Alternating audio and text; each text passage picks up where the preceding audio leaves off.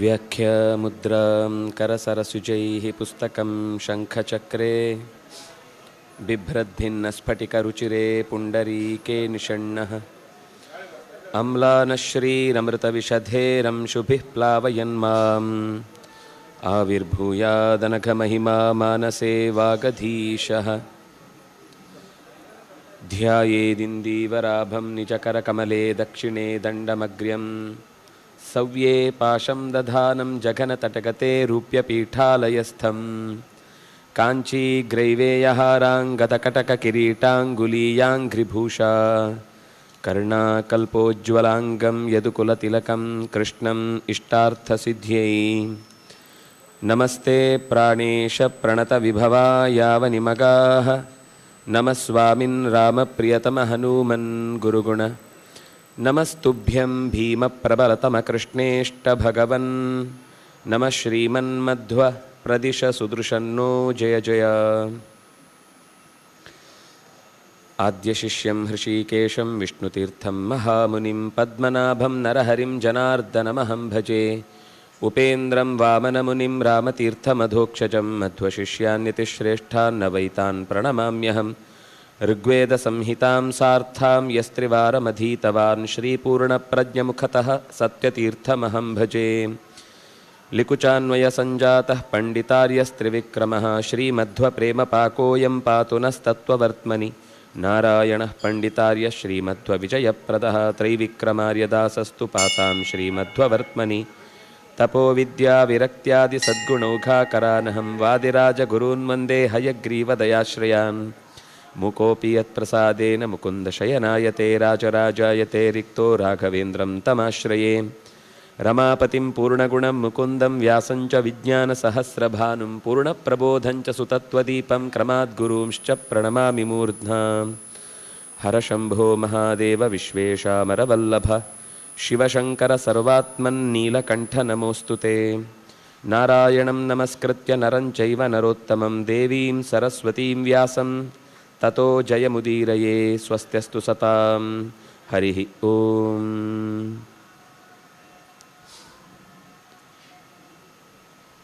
ತನ್ನ ವಿಕಾರವಾದ ರೂಪವನ್ನು ಹೊತ್ತು ಪಿಶಾಚಿಯು ದೇವದ್ಯುತಿಯ ಮುಂದೆ ಬಂದು ತನ್ನ ಈ ರೀತಿಯಾದ ಪರಿಸ್ಥಿತಿಗೆ ಕಾರಣವಾದ ಹಿಂದಿನ ಘಟನೆಗಳನ್ನೆಲ್ಲ ನೆನಪಿಸಿಕೊಳ್ತಾ ಕೈ ಚಾಚಿ ನೀನು ಎತ್ತಿಕೊಂಡ ನೀರನ್ನಾದರೂ ಕೊಟ್ಟು ನನ್ನನ್ನು ಉದ್ಧರಿಸು ಅಂತ ಹೀಗೆ ಅಂಗಲಾಚಿಕೊಳ್ಳುವ ಸಂದರ್ಭದಲ್ಲಿ ತನ್ನ ಜೀವನದಲ್ಲಿ ಆಗಿ ಹೋದ ಅನೇಕ ಘಟನೆಗಳನ್ನು ತಪ್ಪೊಪ್ಪಿಗೆಯ ರೂಪದಲ್ಲಿ ಬಿಡಿಸಿ ಹೇಳ್ತಾ ಬಂತು. ಹಾಗೆ ಹೇಳ್ತಾ ಯಾವುದು ಸರಿ ಮತ್ತು ಯಾವುದರಿಂದ ಬದುಕು ತಪ್ಪಿ ಹೋಗುತ್ತೆ ಇದರ ವಿಚಾರಗಳನ್ನೆಲ್ಲ ಬಿಡಿಸಿ ಹೇಳ್ತಾ ಬಂತು. ಅಂದರೆ ಅನುಭವಸ್ಥನಾಗಿ ಆಡಿದ ಮಾತಿನಲ್ಲಿ ಅನೇಕ ಸತ್ಯಗಳು ತುಂಬಿಕೊಂಡಿರುತ್ತೆ ಅನ್ನುವ ಅನೇಕ ಮಾತುಗಳನ್ನು ಇಲ್ಲಿ ಪಿಶಾಚವು ತೋರಿಸಿಕೊಡ್ತಾ ನ ಪಶ್ಯಂತಿ ವರಂ ವಿಪ್ರ ವೈಷ್ಣವಂ ಬ್ರಹ್ಮವಾದಿನಂ ಶುಚಿಂ ರಕ್ಷಂತಿ ಭೂತಾನಿ ಧರ್ಮಿಷ್ಠಂ ಪೀಡಯಂತಿ ನ ರಕ್ಷಂತಿ ಚ ಶುಚಿಂ ನಿತ್ಯಂ ಗ್ರಹ ನಕ್ಷತ್ರ ದೇವತಾಃ ಗೋವಿಂದ ನಾಮ ಜಿಹ್ವಾಗ್ರೇ ಹೃದಯ ವೇದಸ್ತು ಸಂಸ್ಥಿತಃ. ನಾವು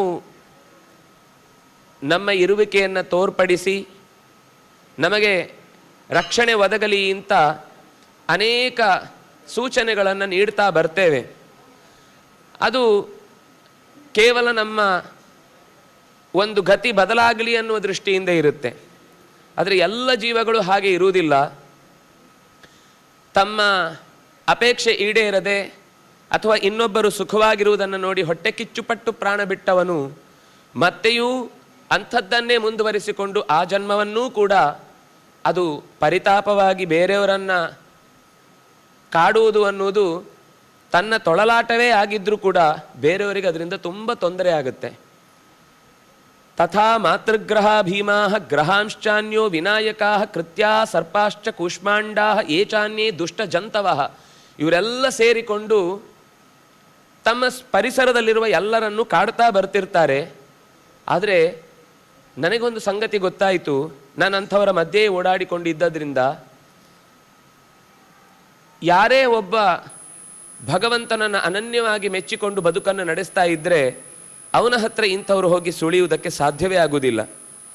ಯಾರು ಎಲ್ಲ ಕಡೆ ತುಂಬಿದ ಭಗವಂತ ಇದ್ದಾನೆ, ನನ್ನೊಳಗೂ ಇದ್ದಾನೆ, ಎಲ್ಲೆಡೆಯೂ ಇದ್ದಾನೆ ಅಂತ ಸದಾ ಹೃದಯದಲ್ಲಿ ಅದೇ ಭಾವವನ್ನು ಗಟ್ಟಿಯಾಗಿ ಹೊತ್ತುಕೊಂಡಿರ್ತಾನೆ, ಪರಮಾತ್ಮನನ್ನು ಸದಾ ಎಲ್ಲ ಕೆಲಸದಲ್ಲೂ ಜೋಡಿಸಿಕೊಂಡು ಪ್ರಾರ್ಥನೆ ಮಾಡಿಕೊಂಡು ಬದುಕ್ತಾನೆ, ಅವನಿಗೆ ಇಂತಹ ಭೂತಗಳಾಗಲಿ ಇಂತಹ ದುಷ್ಟಶಕ್ತಿಗಳಾಗಲಿ ಪೀಡಯಂತಿನ, ಅವನನ್ನು ಪೀಡಿಸುವುದಿಲ್ಲ.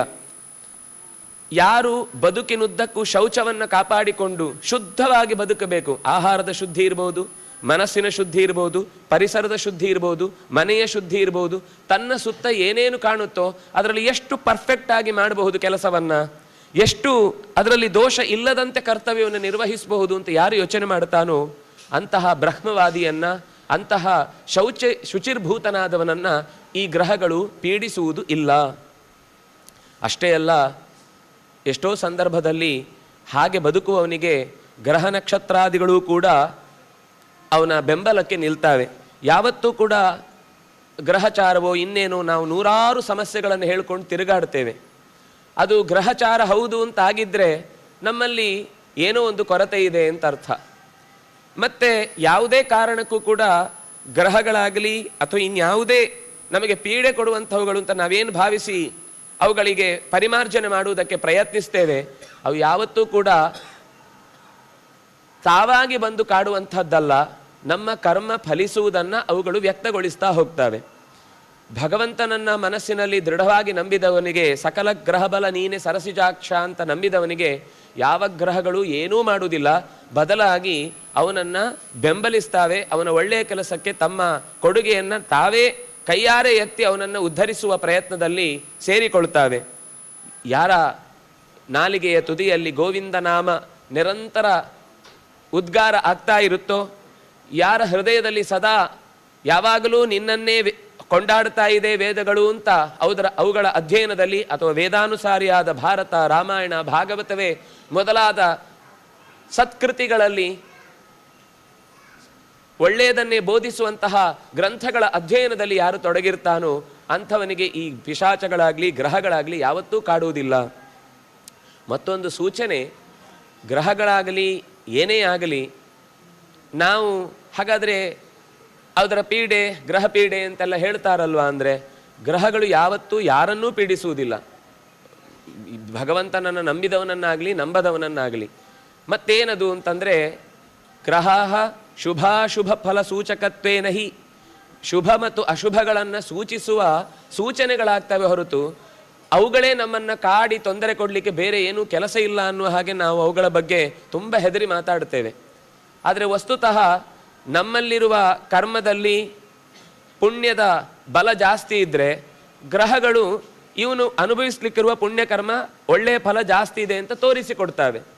ನಮ್ಮ ಕರ್ಮದಲ್ಲಿ ನಾವು ಮಾಡಿದ ಪಾಪ ಹೆಚ್ಚಿದ್ರೆ ಆ ಪಾಪ ಕರ್ಮವನ್ನು ಎತ್ತಿ ತೋರಿಸ್ತಾ ಹೊರತು ಗ್ರಹಗಳು ಯಾರಿಗೂ ಯಾವತ್ತೂ ಏನನ್ನೂ ಕಾಡುವುದಿಲ್ಲ. ಯಾಕೆಂದರೆ ಅವುಗಳಿಗೂ ಕೇವಲ ಜಗತ್ತಿನ ನಿಯಮಗಳನ್ನು ಪಾಲಿಸುವುದಷ್ಟೇ ಕೆಲಸ ಹೊರತು ಯಾರದ್ದೋ ಮೇಲೆ ವೈಯಕ್ತಿಕವಾಗಿ ದ್ವೇಷ ಬರಲಿಕ್ಕೆ ಅವುಗಳಿಗೆ ಕಾರಣವೇ ಇಲ್ಲ. ನಮ್ಮ ಜೊತೆಗೆ ಸಂಬಂಧವೇ ಇಲ್ಲದವುಗಳಿಗೆ ನಮ್ಮನ್ನು ಯಾಕೆ ಕಾಡುವ ಪ್ರಶ್ನೆ ಬರುತ್ತೆ? ಹಾಗಾದರೆ ದಾರಿಯಲ್ಲಿ ಹೋಗುವಾಗ ಸಿಗ್ನಲ್ ಬೀಳುತ್ತೆ, ಟ್ರಾಫಿಕ್ ಇದ್ದು ಅಭ್ಯಾಸ ಇದ್ದರೆ ನೋಡಿ ಗೊತ್ತಾಗುತ್ತೆ. ಅಂದರೆ ಅಂಥ ಸಂದರ್ಭದಲ್ಲಿ ಸಿಗ್ನಲ್ ಬಿದ್ದದ್ರ ಅಭಿಪ್ರಾಯ ಏನು? ಈಗ ನೀವು ಹೋಗಬೇಡಿ, ಸ್ವಲ್ಪ ಹೊತ್ತು ಬಿಟ್ಟು ಎದುರುಗಡೆಯವರು ಪಾಸ್ ಆದಮೇಲೆ ನೀವು ಹೋಗಿ ಅಂತ. ಆ ಸಿಗ್ನಲ್ ಬಿದ್ದ ಮೇಲೂ ಕೆಂಪು ಬಣ್ಣ ತೋರಿದ ಮೇಲೂ ನಾವು ದಡಾರ್ ಅಂತ ಹೋಗಿ ಎದುರುಗಡೆಯವನು ಹೊಡೆದಾಗ ಈ ಸಿಗ್ನಲ್ ರೆಡ್ ಬಿದ್ದದ್ರಿಂದನೇ ಅವನು ಬಂದು ನನ್ನನ್ನು ಹೊಡೆದದ್ದು ಅಂತ ನಾವು ಸಿಗ್ನಲ್ ಮೇಲೇ ಕೇಸ್ ಆಗ್ತೇವೆ ಅಂತ ಕೂತ್ರೆ ಎಷ್ಟು ದಡ್ಡತನವೋ ಅಷ್ಟೇ ದಡ್ಡತನ ಗ್ರಹಗಳು ನಮ್ಮನ್ನು ಕಾಡ್ತವೆ ಅಂತ ಅನ್ನೋದು ಸರಿ. ಮತ್ತೇನು ಅಂದರೆ ನಮ್ಮ ಪುಣ್ಯಕರ್ಮವನ್ನು ಎತ್ತಿ ತೋರಿಸ್ತವೆ, ನಮ್ಮ ಪಾಪ ಕರ್ಮಗಳನ್ನು ಎತ್ತಿ ತೋರಿಸ್ತವೆ. ಇಷ್ಟೇ ಉಚ್ಚ ನೀಚ ಅನ್ನುವ ಸ್ಥಾನದಲ್ಲಿ ನಿಂತು ಅವುಗಳು ತೋರುವ ಭಗವಂತನಿಗೆ ಸೇವೆ ಮಾಡುವ ದೃಷ್ಟಿಯಿಂದ ಅವುಗಳು ಕೆಲಸ ಮಾಡುವುದು ಹೊರತು ತಾವೇ ಯಾವುದೋ ಕಾರಣ ಇಲ್ಲದೆ ನಮ್ಮ ಮೇಲೆ ದಾಳಿ ಮಾಡುವುದಾಗಲಿ, ನಮ್ಮನ್ನು ಕಾಡುವುದಾಗಲಿ, ನಮ್ಮ ಮೇಲಿನ ಯಾವುದೋ ಹಿಂದಿನ ದ್ವೇಷವನ್ನು ಸಾಧಿಸುವ ರೀತಿಯ ಪ್ರಕ್ರಿಯೆಯಾಗಲಿ ಅವುಗಳು ನಡೆಸುವಂಥದ್ದಲ್ಲ. ಅದರಿಂದಾಗಿ ಅವರು ಹೇಳ್ತಾರೆ, ಹೃದಯ ವೇದಸ್ತು ಸಂಸ್ಥಿತ, ಯಾರ ಹೃದಯದಲ್ಲಿ ನಿರಂತರ ಭಗವಂತನ ಎಚ್ಚರಿಕೆ ಇರುತ್ತೆ, ಭಗವಂತನ ನಾಮಗಳನ್ನು ಹೇಳುವ ಗ್ರಂಥಗಳ ಬಗ್ಗೆ ಚೆನ್ನಾಗಿ ಅಧ್ಯಯನ ಇರುತ್ತೆ, ಅವನನ್ನು ಯಾವತ್ತೂ ಯಾವ ಗ್ರಹ ನಕ್ಷತ್ರಗಳು ಕೂಡ ಯಾವುದೇ ರೀತಿಯಿಂದಲೂ ಕೂಡ ಕೆಡುಕನ್ನು ಅವನ ಮೇಲೆ ಪ್ರಯೋಗಿಸುವಂತಹ ಕರ್ಮಗಳು ಇದ್ರೂ ಕೂಡ ಅದು ಅವನಿಗೆ ಬಾಧಕ ಆಗುವುದಿಲ್ಲ. ಶಿಕ್ಷೆ ಆಗುತ್ತೆ, ಆದರೆ ಆ ಶಿಕ್ಷೆ ಅವನಿಗೆ ಶಿಕ್ಷೆ ಅಂತ ಅನಿಸೋದಿಲ್ಲ, ಅವನು ಅದನ್ನು ಶಿಕ್ಷಣ ಅಂತ ತಗೊಂಡ್ಬಿಡ್ತಾನೆ. ಯಾವುದೋ ಒಂದು ಸಂದರ್ಭದ ತಪ್ಪಿನಿಂದ ಉಂಟಾದದ್ದಕ್ಕೆ ಅವನೇ ಅದನ್ನು ಹೌದು ನನ್ನ ತಪ್ಪ ಆಗಿದ್ದಕ್ಕೆ ಇದು ಒಂದು ಶಿಕ್ಷೆ ಅಂತ ಭಾವಿಸಿ ಅದನ್ನು ಸ್ವೀಕರಿಸ್ತಾನೆ. ಬಂದದ್ದೆಲ್ಲ ಬರಲಿ ಅಂತ ಅದನ್ನೇ ಅಲ್ವಾ ಹೇಳಿದ್ದು. ರಾಯರ ಬದುಕಿನಲ್ಲಿ ಅವರು ಪೂರ್ವದ ಆಶ್ರಮದಲ್ಲಿದ್ದಾಗ ಎಷ್ಟು ಕಷ್ಟ ಬಂದಾಗಲೂ ತಮ್ಮ ಸಿದ್ಧಿಯಿಂದ ಬೇಕಾದಂತೆ ಯಾರೋ ರಾಜನನ್ನು, ಯಾರೋ ಸಾಮಂತನನ್ನು, ಯಾರೋ ತನ್ನ ಸುತ್ತ ಪಾಠಕ್ಕೆ ಬರ್ತಾ ಇದ್ದ ಶಿಷ್ಯರನ್ನು ಕೇಳಿದರೆ ಬೇಕಾದಷ್ಟು ಮನೆಗೆ ಬಂದು ಬೀಳುತ್ತಿತ್ತು. ಆದರೂ ಅವರು ಯಾವತ್ತೂ ಅದನ್ನು ಬಯಸಲಿಲ್ಲ. ಯಾಕೆ ಅಂದರೆ, ನಾನು ಗಳಿಸಿದ ಈ ಜಪದ ಫಲದಿಂದ ಬಂದ ಪುಣ್ಯ ಏನಿದೆ ಅದನ್ನು ಯಾವುದೋ ಒಂದು ಈಗಿನ ಹೊಟ್ಟೆ ತುಂಬಿಸಿಕೊಳ್ಳುವ ಕಾರ್ಯಕ್ಕಾಗಿ ಉಪಯೋಗಿಸಿ ವ್ಯರ್ಥ ಮಾಡಿಕೊಳ್ಳುವುದಕ್ಕೆ ತಾನು ಬಯಸುವುದಿಲ್ಲ ಅಂತ ಹಾಗೆ ಯೋಚನೆ ಮಾಡಿ ಅದನ್ನು ಯಾವತ್ತೂ ದುರುಪಯೋಗ ಮಾಡಿಕೊಳ್ಳಿಲ್ಲ. ಅದರಿಂದಾಗಿ ಇವತ್ತಿಗೂ ಕೇಳಿದ್ದನ್ನು ಕೊಡ್ತಾ ಕೊಡ್ತಾ ಕೊಡ್ತಾ ಕೊಡ್ತಾ ಎಷ್ಟು ಎತ್ತರಕ್ಕೆ ಬೆಳೆದಿದ್ದಾರೆ ಅಂತಂದರೆ ಅವರ ಭಗವಂತನ ಸಂಬಂಧ ಅಂತಹದ್ದು. ನಮಗೆ ತಾಯಿ ಮತ್ತು ಮಗುವಿನ ಸಂಬಂಧ ಹೇಗೋ ಹಾಗೆ ನಾವು ಭಗವಂತನ ಸಂಬಂಧ ಅಂತ ಇಟ್ಟುಕೊಂಡ್ರೆ ಅಕಾರಣವಾಗಿ ನಮಗೆ ಭಗವಂತನ ಮೇಲೆ ಪ್ರೀತಿ ಇದ್ದದ್ದು ಹೌದಾದರೆ ಅಕಾರಣವಾಗಿ ಯಾವತ್ತೂ ಕೂಡ ನಾವು ಯಾವುದೋ ಕಷ್ಟದಲ್ಲಿ ಬೀಳುವುದನ್ನು ಭಗವಂತ ಸಹಿಸುವುದಿಲ್ಲ. ಕಾರಣಪೂರ್ವಕವಾಗಿ ಏನಾದರೂ ತಪ್ಪಿದ್ದದ್ದು ಶಿಕ್ಷೆ ಇದ್ದಾಗಲೂ ಅಲ್ಲೂ ಅವನಿಗೆ ಅದು ಕಷ್ಟ ಆಗದಂತೆ ಆ ಶಿಕ್ಷೆ ಪಾರಾಗಿ ಹೋಗುವಂತೆ ನಡೆಸಿಕೊಡ್ತಾನೆ. ಹಾಗಾಗಿ ಯಾವುದೇ ಸಂದರ್ಭದಲ್ಲೂ ಬಂದದ್ದು ಬರುತ್ತೆ ಅಂತ ನಿರೀಕ್ಷೆ ಇದ್ದಾಗ ನಾವು ಅದನ್ನು ಕಷ್ಟ ಅಂತ ಅಂದುಕೊಳ್ಳುವುದಿಲ್ಲ. ಶುಚಿಶ್ಚ ದಾನಶೀಲಶ್ಚ ತ್ವಂ ಸರ್ವತ್ರ ಕುತೋ ಭಯಃ ಏವಂ ಬ್ರಾಹ್ಮಣ ತಿಷ್ಠಾಮಿ ಭುಂಜಾನಃ ಕರ್ಮಣಃ ಫಲಂ. ಅಂದರೆ ಒಬ್ಬ ಪಿಶಾಚವೇ ಹೇಳಿದ ಮಾತು, ನನ್ನನ್ನು ನೋಡಿ ಹೆದರಬೇಡ, ನನ್ನ ವಿಕಾರ ರೂಪಗಳು ನನಗೆ ನಾನು ಹಿಂದೆ ಮಾಡಿದ ತಪ್ಪಿನ ಫಲವಾಗಿ ಈಗ ಹೀಗೆ ಒದಗಿದೆ. ಹಾಗಾಗಿ ಯಾರು ಶುಚಿಯಾಗಿರ್ತಾನೋ, ಯಾರು ಸದಾ ತನ್ನ ಕೈಯಲ್ಲಿದ್ದ ಒಂದು ವಸ್ತುವನ್ನು ಇನ್ನೊಬ್ಬರ ಜೊತೆಗೆ ಹಂಚಿ ತಿಂತಾನೋ ಅವನು ಯಾವತ್ತೂ ಅಕುತೋ ಭಯ, ಯಾರಿಂದಲೂ ಅವನು ಭಯಗ್ರಸ್ತನಾಗುವುದಿಲ್ಲ. ಭಯ ಯಾರಿಗೆ? ಯಾರದ್ದೋ ವಸ್ತುವನ್ನು ಬಚ್ಚಿಟ್ಟವನಿಗೆ ಭಯ. ನಾನು ಗಳಿಸಿದ್ದೆಲ್ಲವೂ ಪ್ರಾಮಾಣಿಕ ಅಂತ ಆದಾಗ ಅವನಿಗೆ ಭಯವೇ ಇರುವುದಿಲ್ಲ. ಭಯ ಅಂತ ಅನ್ನೋದು ಯಾವತ್ತೂ ಕೂಡ ನಮ್ಮ ತಪ್ಪು ಒಳಗಿದ್ದಾಗ ನಮ್ಮನ್ನು ಕಾಡ್ಲಿಕ್ಕೆ ಶುರುವಾಗುತ್ತೆ. ಹಾಗಾಗಿ ಭಗವಂತನ ಜೊತೆಯಲ್ಲಿ ತಮ್ಮ ಸಂಬಂಧವನ್ನು ಗಟ್ಟಿಯಾಗಿ ಇಟ್ಟುಕೊಂಡವನು ತಪ್ಪು ನಡೆಸುವುದಿಲ್ಲ. ಅದರಿಂದಾಗಿ ಅಭಯನಾದ ಭಗವಂತನನ್ನೇ ಸದಾ ಪ್ರೀತಿಸಿದ್ರಿಂದಾಗಿ ಬದುಕಿನುದ್ದಕ್ಕೂ ಅಭಯವನ್ನೇ ಹೊಂದುತ್ತಾನೆ. ನನ್ನನ್ನು ನೋಡಿ ನೀನು ಭಯ ಪಡಬೇಕಾದ ಅಗತ್ಯ ಇಲ್ಲ. ಭುಂಜಾನಃ ಕರ್ಮಣ ಫಲಂ, ನಾನೀಗ ಇರುವ ರೀತಿ ನನ್ನ ಹಿಂದಿನ ಕರ್ಮಗಳನ್ನು ನಾನು ಉಣ್ತಾ ಇದ್ದೇನೆ ಅಷ್ಟೇ. ಇದರಲ್ಲಿ ಯಾವುದೇ ಗ್ರಹದ ಪಾತ್ರವಾಗಲಿ, ಯಾವುದೇ ಭೂತಗಳ ಪಾತ್ರವಾಗಲಿ, ಯಾವುದೇ ರೀತಿಯ ಹೊರ ಜಗತ್ತಿನ ವ್ಯಕ್ತಿಗಳ ಪಾತ್ರವಾಗಲಿ ಇದರಲ್ಲಿ ಇಲ್ಲ. ಬಂದಿದೆ, ಬಂದದ್ದನ್ನು ಸ್ವೀಕರಿಸ್ತಾ ಇದ್ದೇನೆ. ನ ಶೋಚಾಮೀತಿ ಮತ್ವಾಹಂ ವಿಮೃಶ್ಯ ಚ ಪುನಃ ಪುನಃ ನದುನೋಮಿತಂ ನದುನೋಮಿ ತಥಾ ವದ್ಯ ಅಬ್ಜಾಂಜಲಿ ಜಂಬಾಲಿನಿ ತಟೆ. ಜಂಬಾಲಿನಿ ತಟ ಅಂತ ಒಂದು ನದಿಯ ತೀರದಲ್ಲಿ ನಾನು ಈ ಎಲ್ಲ ಸಮಸ್ಯೆಗಳನ್ನು ಅರಿತುಕೊಂಡು ಇಷ್ಟು ನಿನಗೆ ನಾನು ದುಃಖ ಪಡ್ತಾ ಇಲ್ಲ, ನಾನು ಇದಕ್ಕೋಸ್ಕರ ಯಾರನ್ನೂ ಟೀಸ್ ಮಾಡ್ತಾ ಇಲ್ಲ ಅಂತ ಈ ಮಾತು ನಾನು ಹೇಗೆ ಹೇಳಿದೆ ಅಂದರೆ, ನನಗೊಂದು ಹಿಂದೆ ಒಂದು ಘಟನೆ, ಒಂದು ಪಾಠ ಆಯಿತು. ವಸ್ತುತಃ ಪಾಠ ಅಂದಾಗ ಯಾರೋ ಒಬ್ರು ಗುರುಗಳು ಅಂತಂದರೆ ಗಡ್ಡದ ಬಿಟ್ಟು ಜುಟ್ಟು ಕಟ್ಟಿದವರು ಯಾವುದೋ ದಂಡೆ ಮೇಲೆ ಕೂತು ತಪಸ್ವಿಗರೇ ಆಗಬೇಕಾಗಿಲ್ಲ. ನನಗೆ ಒಂದು ಪ್ರಾಣಿ ಪಕ್ಷಿಗಳ ಸಂವಾದದಿಂದ ಅವುಗಳ ನಡುವಿನ ನಡತೆಯಿಂದ ಈ ಎಚ್ಚರಿಕೆ ನನಗೆ ಬದುಕಿನಲ್ಲಿ ಬಂತು. ನಶೋಚಾಮಿ, ನಾನು ಯಾವತ್ತೂ ದುಃಖ ಪಡುವುದಿಲ್ಲ. ಯಾಕೆ ಅಂದರೆ ಬಂದ ಪ್ರತಿಯೊಂದು ಘಟನೆಯನ್ನು ನಾನು ಮತ್ತೆ ವಿಮರ್ಶಚ ಪುನಃ ಪುನಃ ಮತ್ತೆ ಮತ್ತೆ ವಿಮರ್ಶೆ ಮಾಡಿ, ಇಲ್ಲ ಈ ಘಟನೆ ನನ್ನ ಮುಂದೆ ಹೀಗಾಗಿದೆ ಅಂದರೆ ಇದರ ಹಿಂದೆ ಏನೋ ಒಂದು ಕಾರಣ ಇರುತ್ತೆ. ಯಾಕೆ ಇಷ್ಟು ಧೈರ್ಯ ಬರುತ್ತೆ ಅಂದರೆ ಭಗವಂತನ ಲೆಕ್ಕಾಚಾರ ಯಾವತ್ತೂ ತಪ್ಪುವುದಿಲ್ಲ. ಭಗವಂತನ ಲೆಕ್ಕಾಚಾರ ಪ್ರಕಾರವೇ ಈ ಸಮಸ್ಯೆ ನನಗೀಗ ಎದುರಾಗಿದೆ, ಈ ನೋವು ನನಗೀಗ ಎದುರು ಬಂದಿದೆ ಅಂದಮೇಲೆ ಭಗವಂತ ಲೆಕ್ಕ ಇಟ್ಟೇ ಕೊಟ್ಟಿರ್ತಾನೆ ಅಂತ ನಾನು ಪುನಃ ಪುನಃ ವಿಮರ್ಶೆ ಮತ್ತೆ ಮತ್ತೆ ನನಗೆ ದುಃಖ ಅಂತನ್ನುವ ಕಷ್ಟದ ಸ್ಥಿತಿ ಬಂದಾಗಲೂ ನಾನು ಅದಕ್ಕಾಗಿ ಯಾರನ್ನೂ ಬ್ಲೇಮ್ ಮಾಡುವುದಿಲ್ಲ, ಯಾರನ್ನೂ ನಾನು ಕೈ ತೋರಿಸಿ ಅವರಿಂದಾಗಿ ಆಯಿತು ಅನ್ನುವ ಮಾತನ್ನು ಹೇಳುವುದಿಲ್ಲ. ಇಷ್ಟು ನನಗೆ ಧೈರ್ಯ ಬಂದದ್ದು ಹೇಗೆ ಅಂತಂದರೆ, ನಾನು ಹಿಂದೊಮ್ಮೆ ಜಂಬಾಲಿನಿ ಅನ್ನುವ ನದಿಯ ತಟದಲ್ಲಿ ಇದೇ ಥರ ನನ್ನ ಈ ದುಷ್ಟವಾದ ದೇಹವನ್ನು ಹೊತ್ತುಕೊಂಡು ನೀರು ಕುಡಿಲಿಕ್ಕೆ ಎದುರುಗಡೆ ಹರಿತಾ ಇದ್ರೂ ಕೂಡ ಅದನ್ನು ಕುಡಿದ್ರೆ ತೃಷ ಪರಿಹಾರ ಆಗ್ತಾ ಇಲ್ಲ. ಎಷ್ಟೋ ವಸ್ತುಗಳನ್ನು ತಿನ್ಲಿಕ್ಕೆ ಅವಕಾಶ ಇದ್ದಾಗಲೂ ಅದನ್ನು ತಿಂದರೆ ನನ್ನ ಹಸಿವು ಪರಿಹಾರ ಆಗ್ತಾ ಇಲ್ಲ, ನನ್ನನ್ನೇ ನಾನು ಕಿತ್ತುಕೊಂಡು ತಿನ್ನುವ ಈ ಅತ್ಯಂತ ಕಷ್ಟಕರವಾದ ವೇದನೆಯನ್ನು ಅನುಭವಿಸ್ತಾ ಕೂತಿದ್ದ ಹೊತ್ತಿಗೆ ನನಗೆ ಒಂದು ದೃಶ್ಯ ಎದುರಾಯಿತು. ಆಗ ಆ ದೃಶ್ಯದಲ್ಲಿ ಒಂದು ಸಾರಸ ಪಕ್ಷಿ ತನ್ನ ಜೊತೆಗಿನ ಇನ್ನೊಂದು ಪಕ್ಷಿಯ ಜೊತೆಗೆ ವಾಸವಾಗಿದ್ದ ಹೊತ್ತಿನ ಸಂದರ್ಭದಲ್ಲಿ ಒಂದು ಕಪಿಯ ಜೊತೆಗೆ, ವಾನರನ ಜೊತೆಗೆ ಅದು ಸಂವಾದ ನಡೆಸ್ತಾ ಇತ್ತು. ಅದನ್ನು ಕೇಳಿಸಿಕೊಂಡ ಮೇಲೆ ನನಗೆ ಇನ್ನಷ್ಟು ದೃಢವಾದ ವಿಶ್ವಾಸ ಬಂತು ನನ್ನ ಬದುಕಿನ ಮೇಲೆ ಅಂತ ಹೇಳಿ ಸಾರಸೋದೀರಿತಂ ವಾಕ್ಯಂ. ಆಗ ಆ ಯಾರನ್ನ ಇಷ್ಟ ಹೊತ್ತು ಮಾತಾಡಿಸ್ತಾ ಇದ್ನು ಆ ಋತ್ವಿಜ ಕೇಳ್ತಾನೆ, ನನಗೂ ಹೇಳಪ್ಪ ಆ ಸಾರಸದ ಜೊತೆಗೆ ಆ ಪ್ರಾಣಿಗಳ ನಡುವೆ ನಡೆದ ಸಂವಾದ ಏನು, ನಾನು ಕೇಳಬೇಕು ಅಂತ ಬಯಸ್ತೇನೆ, ಅದರನ್ನ ನನಗೂ ಬಿಡಿಸಿ ಹೇಳು. ತದಹಂ ಶ್ರೋತಮಿಚ್ಛಾಮಿ ಬ್ರೂಹಿತ್ವಂ ಪ್ರೇತ ಸತ್ವರಂ. ನನಗೆ ನೀನು ಕೇಳಿಸಿಕೊಂಡ, ನಿನಗೆ ಧೈರ್ಯ ತುಂಬಿದ, ನಿನ್ನ ಬದುಕಿನಲ್ಲಿ ಮನಸ್ಸನ್ನು ದೃಢವಾಗಿ ಇಟ್ಟುಕೊಳ್ಳಿಕ್ಕೆ ಸಹಾಯ ಮಾಡಿದ ಆ ಸಂವಾದದ ಮಾತುಗಳನ್ನು ನಾನು ಕೇಳಬೇಕು ಅಂತ ಬಯಸ್ತೇನೆ ಅಂತ ಹೀಗೆ ಹೇಳಿದಾಗ ಪ್ರೇತ ಮುಂದುವರಿಸ್ತಾ, ಬ್ರವೀಮಿ ಸತ್ವರಂ ವಾಕ್ಯಂ ಶೃಣು ಕಾರ್ಪಾಟಿಕೋತ್ತಮ ಗುಹಿಕಾ ನಾಮ ಕಕ್ಷೇಸ್ಮಿನ್ ನದೀಗಿರಿ ಸಮುದ್ಭವ. ಒಂದು ಉದ್ದವಾದ ಗುಹಿಕಾ ಅನ್ನುವ ನದಿ ಇತ್ತು. ಅದರ ಒಂದು ತೀರದ ಭಾಗವೇ ಈ ಜಂಬಾಲಿನಿ ಎನ್ನುವ ತಟ. ನಾನು ಆ ಜಲಾಶಯದ ಸುತ್ತ ಓಡಾಡಿಕೊಂಡಿರುವಾಗ ತಸ್ಯಾಸ್ತೀರಮಹಂ ಪ್ರಾಪ್ತಃ ಗಾಹಮಾನೋ ವನಂ ಘನಂ. ಅತ್ಯಂತ ಗಹನವಾದ ವನದಲ್ಲಿ ನಮ್ಗೇನು ಕೆಲಸ, ಕಾಡುಗಳನ್ನು ಸುತ್ತುತ್ತಾ ಇರುವುದಷ್ಟೇ. ಜನ ಇದ್ದಲ್ಲಿ ನಮ್ಗಿಂತ ಕೆಟ್ಟದಾಗ ಕಿರಿಚ್ತಾರೆ, ಅದರಿಂದ ನಾವು ಅಲ್ಲಿ ಹೆಚ್ಚು ಹೋಗಲ್ಲ. ಅದರಿಂದಾಗಿ ಕಾಡಿನಲ್ಲೇ ಓಡಾಡ್ಕೊಂಡು ಇದ್ದದ್ರಿಂದ ಮೈ ತಿಷ್ಠತಿ ತತ್ರೈವ ಫಲಭೋಜನ ಕಾಮ್ಯಯ. ಒಂದು ಉದ್ದೇಶ, ಕಾಡಿನಲ್ಲಿ ಯಾರನ್ನು ಕೇಳಿ ಹೀಗೆ ತಗೊಳ್ಬೇಕು ಹಾಗೆ ತಗೊಳ್ಬೇಕು ಅಂತ ಯಾರು ಆಕ್ಷೇಪ ಮಾಡೋರಿಲ್ಲ ಅನ್ನುವ ಅದು ಮನಸ್ಸಿನ ಆಸೆ. ದೇಹಕ್ಕದು ದಕ್ತಾ ಇಲ್ಲ ನನಗೆ ಗೊತ್ತು. ಆದರೂ ಅದನ್ನು ನೋಡಿದಾಗ ಇಲ್ಲಿದ್ರೆ ನಾಳೆಗೆ ನನಗೆ ಊಟಕ್ಕೇನು ತೊಂದರೆ ಇಲ್ಲ ಅನ್ನುವ, ನಾಳೆ ಅದು ಆ ಹಣ್ಣು ನನಗಾಗಿಯೇ ಕಾದು ಉಳಿಯುತ್ತೋ ಇಲ್ವೋ ಗೊತ್ತಿಲ್ಲ, ಆದರೂ ಮನಸ್ಸಿನಿಂದ ಬಂದ ಭಾವನೆಯಂತೆ ಈ ಜಾಗದಲ್ಲಿದ್ದರೆ ನನಗೆ ಯಾವತ್ತೂ ಹೊಟ್ಟೆ ಕೊರತೆ ಇಲ್ಲ ಅಂತ ಅಂದುಕೊಂಡು ಇದ್ದದ್ದು. ಬಹುಶಃ ಕೆಲವೊಂದು ಸರ್ತಿ ಕೆಲವೊಂದು ನಿರ್ಣಯಗಳು ತೆಗೆದುಕೊಂಡದ್ದು ಮುಂದಿನ ಯಾವುದೋ ಒಂದು ಅತ್ಯಂತ ಮುಖ್ಯವಾದ ಘಟನೆಗೆ ನಮಗೆ ಯಾಕೆ ಅಂತ ಗೊತ್ತಿರುವುದಿಲ್ಲ ಕಾರಣ. ಇದ್ದಕ್ಕಿದ್ದಾಗ ಒಂದು ಕಡೆ ನಿಲ್ಲಬೇಕು ಅನಿಸುತ್ತೆ. ನಿಂತಾಗ ಯಾರೋ ಒಬ್ಬರು ಅಕಸ್ಮಾತ್ ಆಗಿ ಎಷ್ಟೋ ವರ್ಷದ ನಂತರದವರು ಸಿಕ್ಕಿಬಿಡ್ತಾರೆ. ಸಿಕ್ಕಿ, ಓ ನೀವು ಇಲ್ಲಿ ಬಂದಿದ್ದೀರಾ, ಅಲ್ಲ ನಾನು ಇಲ್ಲಿ ಇರಬೇಕು ಅಂತಿರಲಿಲ್ಲ, ಯಾಕೋ ಇಲ್ಲಿ ನಿಂತೆ ನೀವು ಸಿಕ್ಕಿದ್ರಿ ಅಂತ. ಅಂದರೆ ಕೆಲವು ಘಟನೆಗಳಿಗೆ ಅಲ್ಲೇ ಅಕ್ಕಪಕ್ಕದಲ್ಲಿದ್ದವ್ರು ಮಾತಾಡಿಸಿರಲ್ಲ, ಇನ್ಯಾವತ್ತೋ 10 ವರ್ಷ ಆದಮೇಲೆ ಇನ್ಯಾವುದ್ಯಾವುದೋ ದೇಶಗಳಲ್ಲಿ ಪರಸ್ಪರ ಇನ್ಯಾವುದೋ ಕಾರಣಕ್ಕೆ ಭೇಟಿಯಾಗಿ ಮಾತಾಡೋದಿರುತ್ತೆ. ನನಗೂ ಹಾಗೆ ಆಯಿತು. ವನಾಂತರಾತ್ ಸಮುಡ್ಡಾಯ ಸಾರಸೋ ಲಕ್ಷಣಾಯುತಃ ಆಗತ್ಯ ಪುಲಿನಂ ನದ್ಯಾ ಸೇವಿತಂ ಬಹುಪಕ್ಷಿಭಿ. ನಾನು ಇದ್ದ ಯಾವ ಒಂದು ದಂಡೆ ಇತ್ತೋ ಅಲ್ಲಿ ಒಂದು ತನ್ನ ಕುಟುಂಬವನ್ನು ಕಟ್ಟಿಕೊಂಡು, ತನ್ನ ಪರಿವಾರದವರನ್ನು ಕಟ್ಟಿಕೊಂಡು ಹಂಸ ಪಕ್ಷಿ ಅಲ್ಲಿ ನೆಲೆಸಿತ್ತು. ಆ ನದಿಯ ದಂಡೆಯ ಮರಳನ್ನೆಲ್ಲ ಪಕ್ಕಕ್ಕೆ ಸರಿಸಿ ಒಂದು ದೊಡ್ಡದಾದ ದಿನ್ನೆಯ ಥರದ ಭಾಗದಲ್ಲಿ ಗೂಡನ್ನು ಮಾಡಿಕೊಂಡು ಅದರ ಕೆಳಭಾಗದಲ್ಲಿ ತನ್ನವರ ಜೊತೆಗೆ ವಾಸವಾಗಿತ್ತು.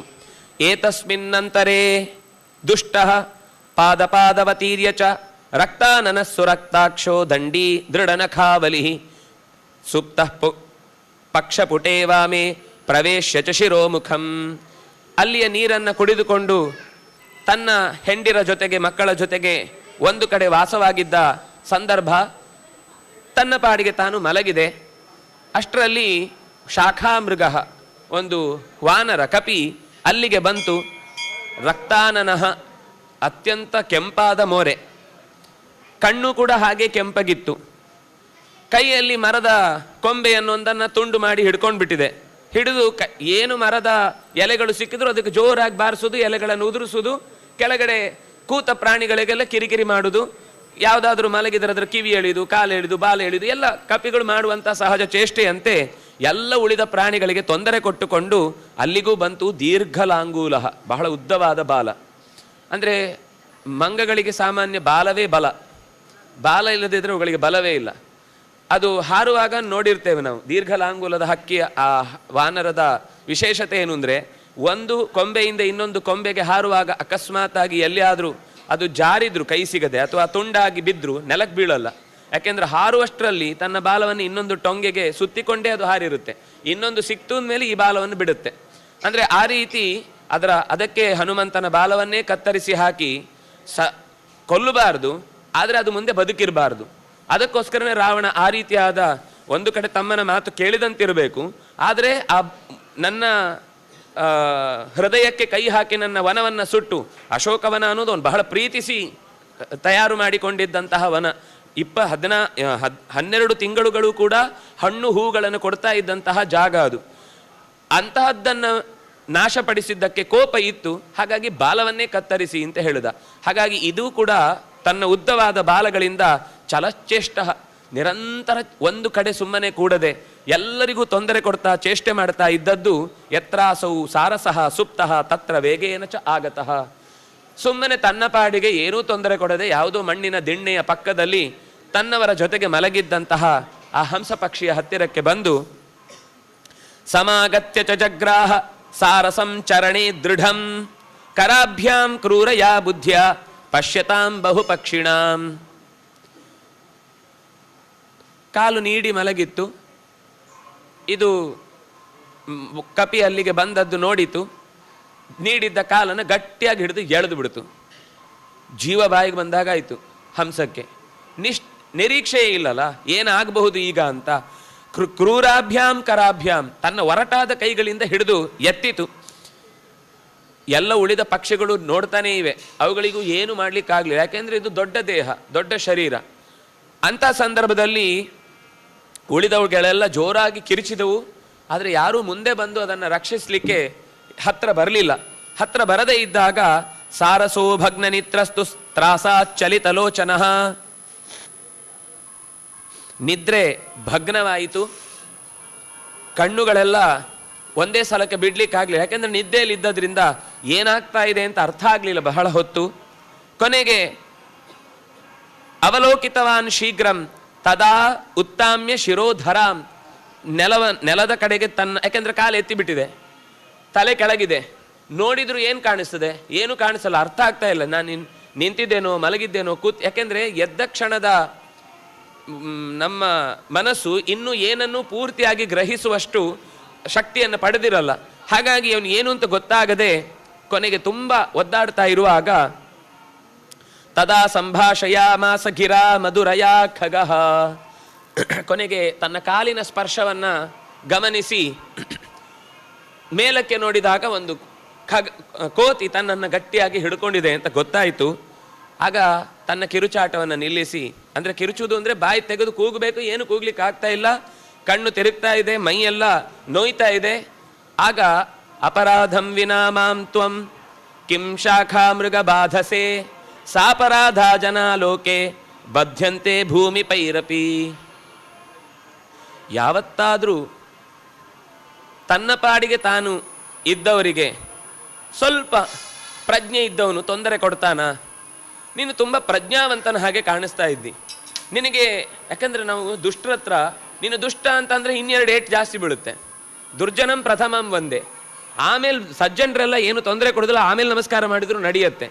ಯಾರು ತೊಂದರೆ ಕೊಡ್ತಾರೋ ಅವರಿಗೆ ಮೊದಲೊಂದು ನಮಸ್ಕಾರ ಹಾಕಿ ಅವರ ಬಾಧೆಯನ್ನು ತಪ್ಪಿಸಿಕೊಳ್ಬೇಕು. ಹಾಗಾಗಿ ಅದು ಹೇಳುತ್ತೆ, ಎಂತಹ ವ್ಯಕ್ತಿಯಾಗಿ ನೀನು ನಿರಪರಾಧಿಯಾಗಿ ಸುಮ್ಮನೆ ಇರೋರಿಗೆ ಒಬ್ಬ ಒಳ್ಳೆ ವ್ಯಕ್ತಿ ಹೀಗೆ ತೊಂದರೆ ಕೊಡ್ತಾನ? ನಿನಗೆ ನಾನು ಏನಾದರೂ ಮರದಲ್ಲಿ ಕೂತಿದ್ದವನಿಗೆ ತೊಂದರೆ ಕೊಟ್ಟಿದ್ದೇನಾ? ನಿನ್ನ ಆಹಾರ ಕಸ್ದಿದ್ದೇನೆ? ಏನು ಮಾಡಿಲ್ಲ ನಾನು. ಲೋಕದಲ್ಲಿ ರಾಜ ಅಂತ ಇರ್ತಾರಲ್ವ, ದೊಡ್ಡ ದೊಡ್ಡ ಆಡಳಿತ ನಡೆಸುವ ಅಧಿಕಾರ ಇದ್ದವರು ಕೂಡ ಸಾಪರಾಧ ಜನಾಲೋಕೆ ಬದ್ಧಂತೆ, ಅಪರಾಧ ಮಾಡಿದವರಿಗೆ ಶಿಕ್ಷೆ ಕೊಡುವುದು ಅಂತಿದೆ. ನಿನಗೆ ಶಿಕ್ಷೆ ಕೊಡುವ ಶಕ್ತಿ ಇರಬಹುದು, ಆದರೆ ನೀನು ಯಾರಿಗೆ ಶಿಕ್ಷೆ ಕೊಡಬೇಕು? ತಪ್ಪು ಮಾಡಿದವ್ರಿಗೆ ಶಿಕ್ಷೆ ಕೊಡಬೇಕು. ಹೀಗೆ ಏನು ತಪ್ಪು ಮಾಡಿದವ್ರಿಗೆ ಯಾಕಪ್ಪ ನೀನು ಶಿಕ್ಷೆ ಕೊಡ್ತಾ ಇದ್ದಿ? ಭೂಮಿಯನ್ನು ಆಳುವಂತಹ ರಾಜರ, ಅಂದರೆ ಅದು ಹೋಲಿಸಿ ಹೇಳುವಾಗ ರಾಜರು ಕೂಡ ಹೀಗೆ ಮಾಡ್ತಾರೆ, ನೀನು ಹೀಗೆ ಮಾಡುವುದಾ ಅಂತ. ಯಾಕೆಂದರೆ ಪ್ರಾಣಿಗಳಲ್ಲಿ ಸ್ವಲ್ಪ ಇರುವುದರಲ್ಲಿ ಎತ್ತರದಲ್ಲಿ ಇರುವಂತಹದ್ದು, ಅಂದರೆ ಬೇಕಾದಷ್ಟು ಬುದ್ಧಿವಂತ ಅಂತ ಅನಿಸಿಕೊಳ್ಳುವಂತಹದ್ದು, ಓಡಾಡುವಂತಹದ್ದು, ಹೀಗೆ ಇದ್ದ ಗೊತ್ತಿದ್ದ ಪ್ರಾಣಿಗಳಲ್ಲಿ ನೀನು ಹಿರಿಯ ಅನ್ನುವ ಹಾಗೆ. ನ ಪೀಡಯಿತು ಮರಹಂತಿ ತಾದೃಶ ಉತ್ತಮ ಜನಾ, ಉತ್ತಮ ಜನರು ಯಾವತ್ತೂ ಕೂಡ ಪೀಡಿಸುವುದಿಲ್ಲಪ್ಪ ಯಾರನ್ನು, ಸುಮ್ಮನೆ ನೋಯಿಸುವುದಿಲ್ಲ, ಅವ್ರಿಗೆ ಕಷ್ಟ ಕೊಡಲ್ಲ ಅವರು. ನೀನು ಉತ್ತಮ ಜನ ಅಲ್ವಾ, ನೀನು ಹೀಗೆ ಪೀಡೆ ಕೊಡುವುದು ಸರಿಯಾದೀತಾ? ಅಸ್ಮಾನ್ ಅಹಿಂಸಕಾನ್ ಸಾಧೂನ್ ಪರವೃತ್ತಿ ಪರಾಂಗ್ ಮುಖಾನ್. ನಾವು ಯಾವತ್ತೂ ಸರಿ, ಈಗ ತಪ್ಪು ಮಾಡಿಲ್ಲ, ಹಿಂದೆ ಯಾವತ್ತೋ ಒಂದು ದಿವಸ ಮಾಡಿದ ತಪ್ಪನ್ನು ಈಗ ನೆನಪಿಸಿಕೊಂಡು ಮಲಗಿದ್ದವನನ್ನು ಹಿಡಿದು ನೀನು ಜೋರು ಮಾಡ್ತಾ ಇದ್ದಿ ಅಂದರೆ ಅದನ್ನು ನಾನು ಒಪ್ಕೊಳ್ತಿದ್ದೆ. ನಾನು ಹಿಂದೆಯೂ ಯಾವತ್ತೂ ನಿನಗೆ ತೊಂದರೆ ಕೊಟ್ಟಿಲ್ಲ, ನಿನ್ನ ಭೇಟಿ ಆಗ್ತಾ ಇರುವುದೇ ಈಗ. ಶಿಕ್ಷೆ ಕೊಡುವುದಕ್ಕೆ ನಿನಗೊಂದು ಅವಕಾಶ ಇರ್ಬೋದಿತ್ತು. ನೀನು ಉತ್ತಮ ಜನ ಆದ್ರಿಂದಾಗಿ ಪೀಡೆ ಕೊಡುವುದಿಲ್ಲ. ನೀನು ಪೀಡೆ ಕೊಡ್ತಾ ಇದ್ದಿ ಅಂತ ಅನ್ನುವಾಗಲೂ ನಾನು ಹಿಂದೆ ಏನು ಮಾಡಿದ್ದಕ್ಕೋಸ್ಕರ ಪೀಡೆ ಕೊಡ್ತಾ ಇದ್ದೀಯಾ ಅಂತ ಯೋಚನೆ ಮಾಡಿದರೆ ನಾನು ಹಾಗೂ ನಿನಗೆ ಯಾವತ್ತೂ ಹಿಂದೆ ತೊಂದರೆ ಕೊಟ್ಟಿಲ್ಲ. ಮತ್ತು ಯಾಕೆ ಈ ಥರ ಪೀಡಿಸ್ತಾ ಇದ್ದಿ? ನನ್ನಿಂದ ಗೊತ್ತಿಲ್ಲದೆ ಏನಾದರೂ ನಿನಗೆ ತೊಂದರೆ ಆಯಿತಾ? ನಾನು ತಿಳಿಯದೆ ಏನಾದರೂ ನಿನ್ನ ಜೊತೆಗೆ ಅವ್ಯವಹಾರ ಅಂದರೆ ತಪ್ಪು ವ್ಯವಹಾರವನ್ನು ನಡೆಸಿದ್ದೇನಾ? ಮಾತು ತಪ್ಪಿ ಏನಾದರೂ ನಿನಗೆ ನೋಯಿಸಿದ್ದೇನಾ? ಇಲ್ಲ ಅಲ್ವಾ? ಮತ್ತು ಯಾಕೆ ಹೀಗೆ ಅತ್ಯಂತ ಕಠೋರವಾಗಿ ನಡ್ಕೊಳ್ತಾ ಇದ್ದಿ ನೀನು? ನ ಪೀಡಯಿತು ಮರಹಂತಿ ತ್ವದ್ವಿಧಾವಾನರೋತ್ತಮ ಪರಾಪವಾದ ಪೈಶೂನ್ಯಾನ್ ದ್ವಿಜಾನ್ ಪರಮಸೇವಕಾನ್ ಶಾಖಾಮೃಗ ವಿಮುಂಚಾಶು ಸರ್ವಥಾ ಮಾಮನಾಗಸಂ ಜಾನಾಮಿ ತವ ಜನ್ಮಾಹಂ ನ ತ್ವಂ ವೇತ್ತಿತು ಮಾಮಕಾನ್.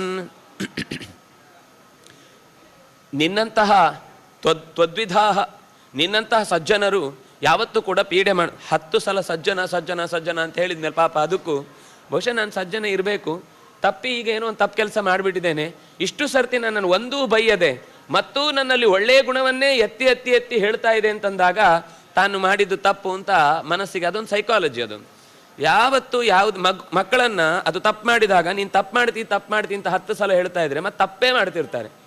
ನೀನು ಮಾಡಿದ್ದು ತಪ್ಪಲ್ಲಪ್ಪ, ಇದೊಂದು ಈ ಸಲ ಹೀಗೇನೋ ಆಗೋಯ್ತು, ನೀನು ನಿಜವಾದ ಉದ್ದೇಶ ಹಾಗಿಲ್ಲ, ನಿನ್ಗೇನೋ ಬೇರೆ ಬೇಕಿತ್ತು, ಇದಕ್ಕೆ ಯಾಕೆ ತಗೊಳ್ಳಿಕ್ಕೆ ಬಂದಿದ್ದಿ ನೀನು, ಅದರಿಂದ ಇದು ವಸ್ತುತಃ ಕೇಳಿ ತಗೊಳ್ಬೇಕು, ದೊಡ್ಡವ್ರ ಹತ್ರ ಕೇಳಿದ್ರೆ ಅವ್ರು ಬೇಡ ಹೇಳ್ತಾರಾ, ನಿನ್ಗೋಸ್ಕರನೇ ಇರುವಂತಹದ್ದು ಅಂತ ಮೆತ್ತಗೆ ಹೇಳಿ ನೀನು ಮಾಡಿದ ಕೆಲಸ ಮಾತ್ರ ತಪ್ಪು, ನೀನು ಯಾವತ್ತೂ ಕೆಟ್ಟವನಲ್ಲ, ನೀನು ಕೈ ಹಿಡಿದು ಕಾಲು ಹಿಡಿದು ನನ್ನನ್ನು ಎಳೆದದ್ದು ಮಾತ್ರ ಪೀಡೆ, ಆದರೆ ನೀನು ಒಳ್ಳೆಯವನು, ನೀನು ಕೆಟ್ಟವನಲ್ಲ ಅನ್ನೋದನ್ನು ಮತ್ತೆ ಮತ್ತೆ ಒತ್ತಿ ಹೇಳ್ತಾ ಶಾಖಾಮೃಗ ವಿಮುಂಚಾಶು, ದಯವಿಟ್ಟು ನನ್ನನ್ನು ಬಿಟ್ಬಿಡು, ಅನಾಗಸಂ ನಾನು ತಪ್ಪೇ ಮಾಡಿಲ್ಲ, ಜಾನಾಮಿತ ಅದಕ್ಕೊಂದು ಕುತೂಹಲದ ಒಂದು ಬಾಣವನ್ನು ಬಿಡುತ್ತೆ. ನೀನು ಯಾರು, ನೀನು ಹಿಂದೆ ಎಲ್ಲಿದ್ದಿ, ನಿನ್ನ ಬಗ್ಗೆ ಎಲ್ಲ ನನಗೆ ಗೊತ್ತು, ನೀನು ಯಾಕೆ ನಿನ್ನ ಬಗ್ಗೆ ನಾನು ಯಾಕೆ ಹೀಗೆ ಹೇಳ್ತಾ ಇದ್ದೇನೆ ಅಂದರೆ ಅದು ಯಾಕೆಂದರೆ ಈಗ ಸಜ್ಜನ ಸಜ್ಜನ ಸಜ್ಜನ ಅಂತ 10 ಸಲ ಹೇಳಿದ್ದರ ಹಿಂದೆ ಒಂದು ತನ್ನ ಕಾರಣವನ್ನು ಹೇಳುತ್ತೆ. ನೀನು ಯಾಕೆ ಈಗ ಹೀಗೆ ನಡ್ಕೊಳ್ತಾ ಇದ್ದಿ ಅಂತ ನನಗೆ ಗೊತ್ತು, ತವ ಜನ್ಮಾಹಂ ಜಾನಾಮಿ, ನಿನ್ನ ಹಿಂದಿನ ಜನ್ಮದಲ್ಲಿ ನೀನು ಯಾವ ತಪ್ಪು ಮಾಡಿದ್ದಕ್ಕೋಸ್ಕರ ಈ ರೀತಿ ಕೋತಿ ಥರ ಆಡ್ತಾ ಇದ್ದೀನಿ ನನಗೆ ಗೊತ್ತು.